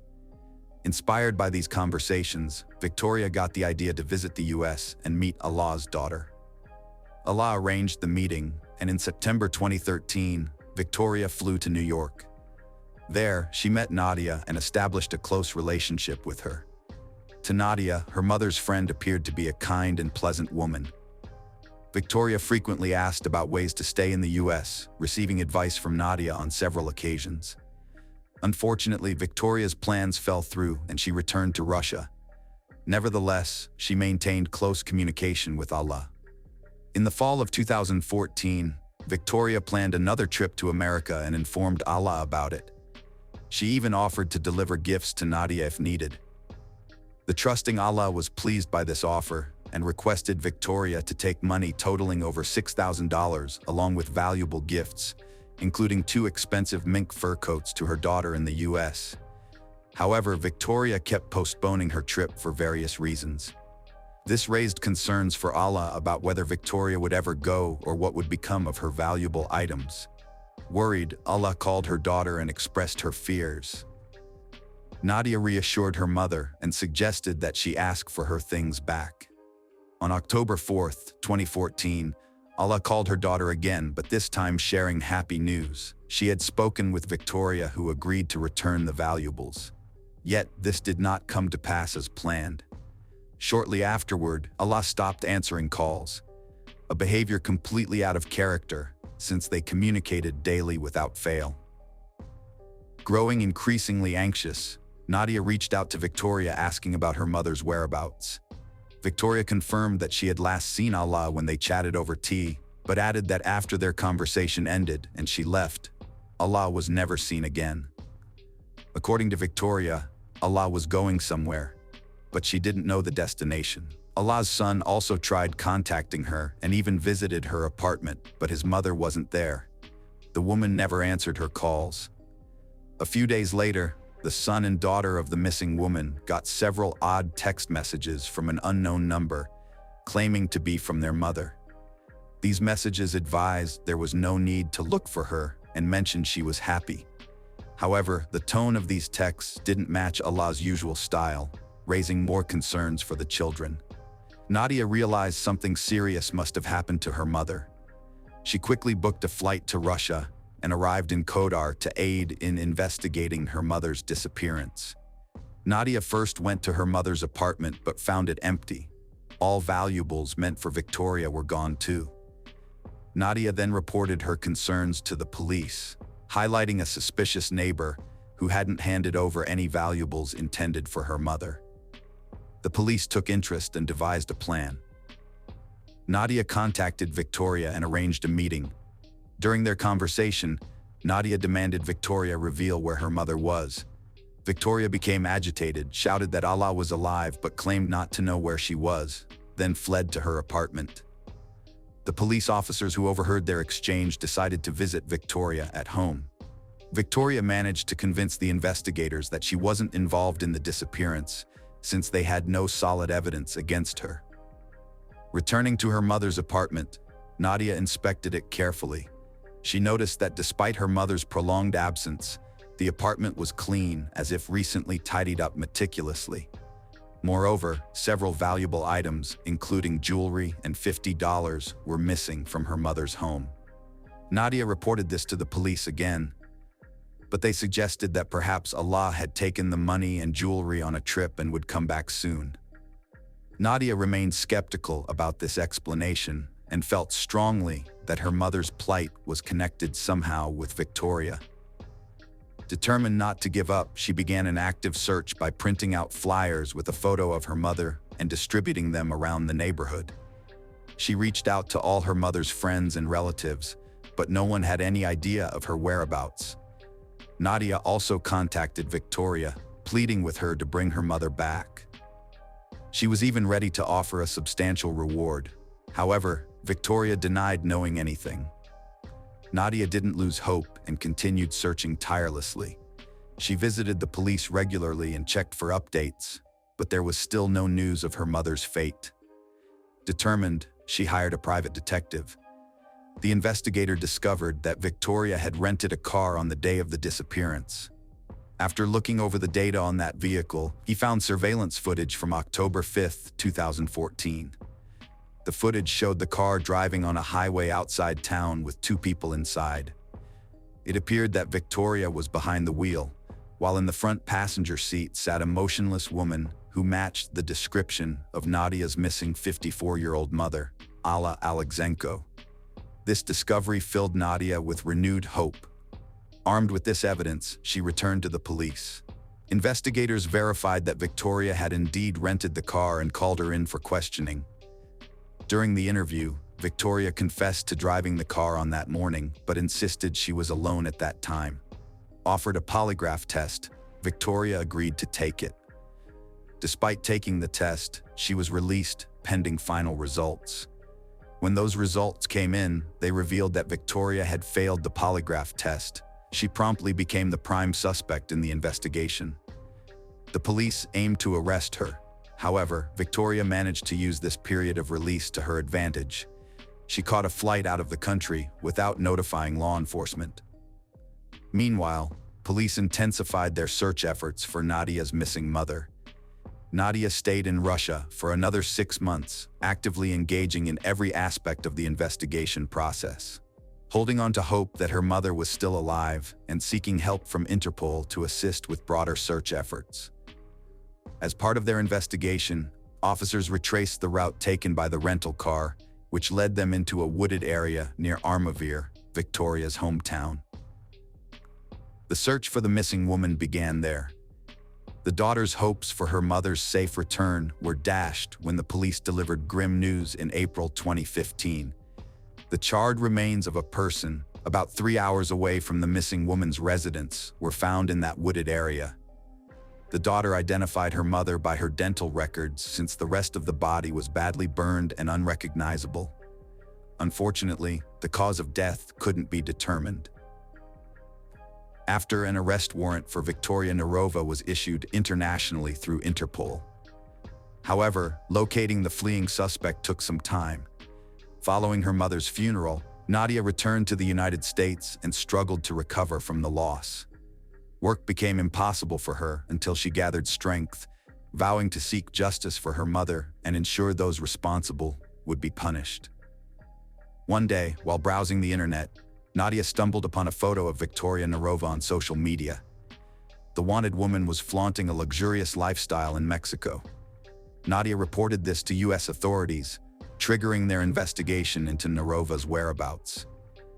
It was then that Nadia hired one of America's leading private investigators, funded by a wealthy friend since she had been out of work due to her prolonged search efforts. The private detective scrutinized Victoria's social media posts and identified clues from these images. He ascertained that the fugitive had already returned to the United States.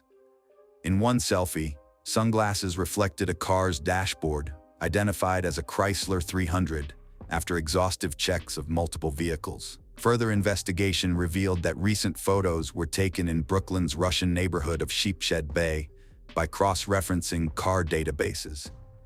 The continuous and diligent efforts led by both law enforcement and private investigators moved closer to bringing closure and justice for Nadia and her late mother. They managed to narrow down the search and locate the perpetrator despite various challenges. Eventually, they found her location. The detective, she lived with her lover in a complex. Also, the Chrysler was registered to her new partner. Victoria probably didn't realize how advanced the case had become and that Interpol was searching for her globally. She posted photos online without fear, unaware that this could expose her. The detective identified the suspect's boyfriend and contacted him. It turned out he had already fallen victim to Victoria, who used a familiar poisoning tactic to escape. Tragically, she also poisoned his beagle dog, which died. This intensified public outrage towards her and increased interest in NASA's investigation. On March 20, 2017, Victoria Nerova, 41 years old, was finally found and detained. Nadia, the private investigator, and the police were relieved since leaving her free could have resulted in more victims of her crimes. During a search of Victoria's apartment, investigators found Olga Tisi's identity card. It became clear why Olga became a target. Victoria needed money and valuables, but also required a passport that looked similar to hers, since her temporary visa was about to expire. Investigators speculated that she intended to kill Olga and assume her identity completely. However, this plan failed due to a neighbor's intervention. The container holding the remnants of the poison-laced cheesecake underwent another laboratory analysis. This time, a more comprehensive test examined a wide range of substances in the baked goods, revealing a prohibited drug. The investigation uncovered that Victoria administered this drug to all her victims. Typically used as a sedative, Victoria had increased the dosage to cause her victims to pass out. Fortunately, Olga survived the cheesecake incident. The high temperature in Olga's apartment wasn't accidental. In fact, the heat significantly enhanced the effect of this drug, potentially fatal, and the perpetrator was clearly aware of this fact. Thus, she increased the heating in Olga's home and attempted to dress her warmer, but ran out of time. Upon being taken into custody, Victoria Nerova denied any involvement in Nadia's mother's disappearance and murder. She also denied any involvement in Olga's attempted murder and other similar incidents. It was revealed that Victoria had been a suspect in a fur theft case back in May 2016. However, that case never progressed. Later, several other episodes emerged where she engaged in theft. Meeting men online, traveling to their homes, spiking their drinks with drugs, and robbing them were among her methods. Most men did not report these incidents to authorities due to fear of embarrassment, allowing Victoria to evade consequences. Due to the pandemic and extensive case preparation, hearings were delayed for nearly 6 years. Finally, in January 2023, the case went to trial, garnering much media and public attention. Throughout the trial, Victoria refused to testify or speak at all. Details about Olga's death couldn't be discussed during the trial since that crime occurred in another country. Victoria's defense emphasized there was no concrete evidence or testimony proving Nerova poisoned the cheesecake and coerced Olga into eating it. Olga testified that Victoria brought 3 pieces of cheesecake to her apartment and ate 2 herself right in front of her, so she ate 1 piece without any fear. The prosecution argued this wasn't an accident, and Victoria had added the drug to only 1 slice, knowing which one. Thus, she ate the other 2 without any hesitation and deceived Olga. After a lengthy deliberation of the case file, the jury found Victoria Nasarova guilty of attempted second-degree murder. Despite maximum sentence being 25 years in prison under article, the judge reduced the punishment to 21 years. However, according to the law, she will be able to request parole after 15 years in prison. For the poisoner, hardship began during her 6-year wait for trial. There was no trace of the formerly beautiful and chic woman. Her rich life collapsed in an instant. Prison life proved very harsh. In detention, she constantly complained of poor nutrition and lack of proper treatment. An assault in prison left her scarred and nearly blind. Nasarova sued the prison, alleging negligence on the part of the wardens who failed to help her. The dispute was settled by paying her $325,000. In one of the interviews she gave right in prison, Victoria denied her guilt in all crimes, including Alla's murder. She claimed that she had nothing to do with poisoning Olga's cheesecake. Victoria stated that she had eaten that cheesecake herself and she was fine. She simply shared a piece with Olga but did not force her to eat it. After serving time in a United States prison, she will be deported to Russia, where she will face a trial for Alla's murder. Her daughter Nadia is very happy that Victoria is in prison and will no longer be able to escape punishment.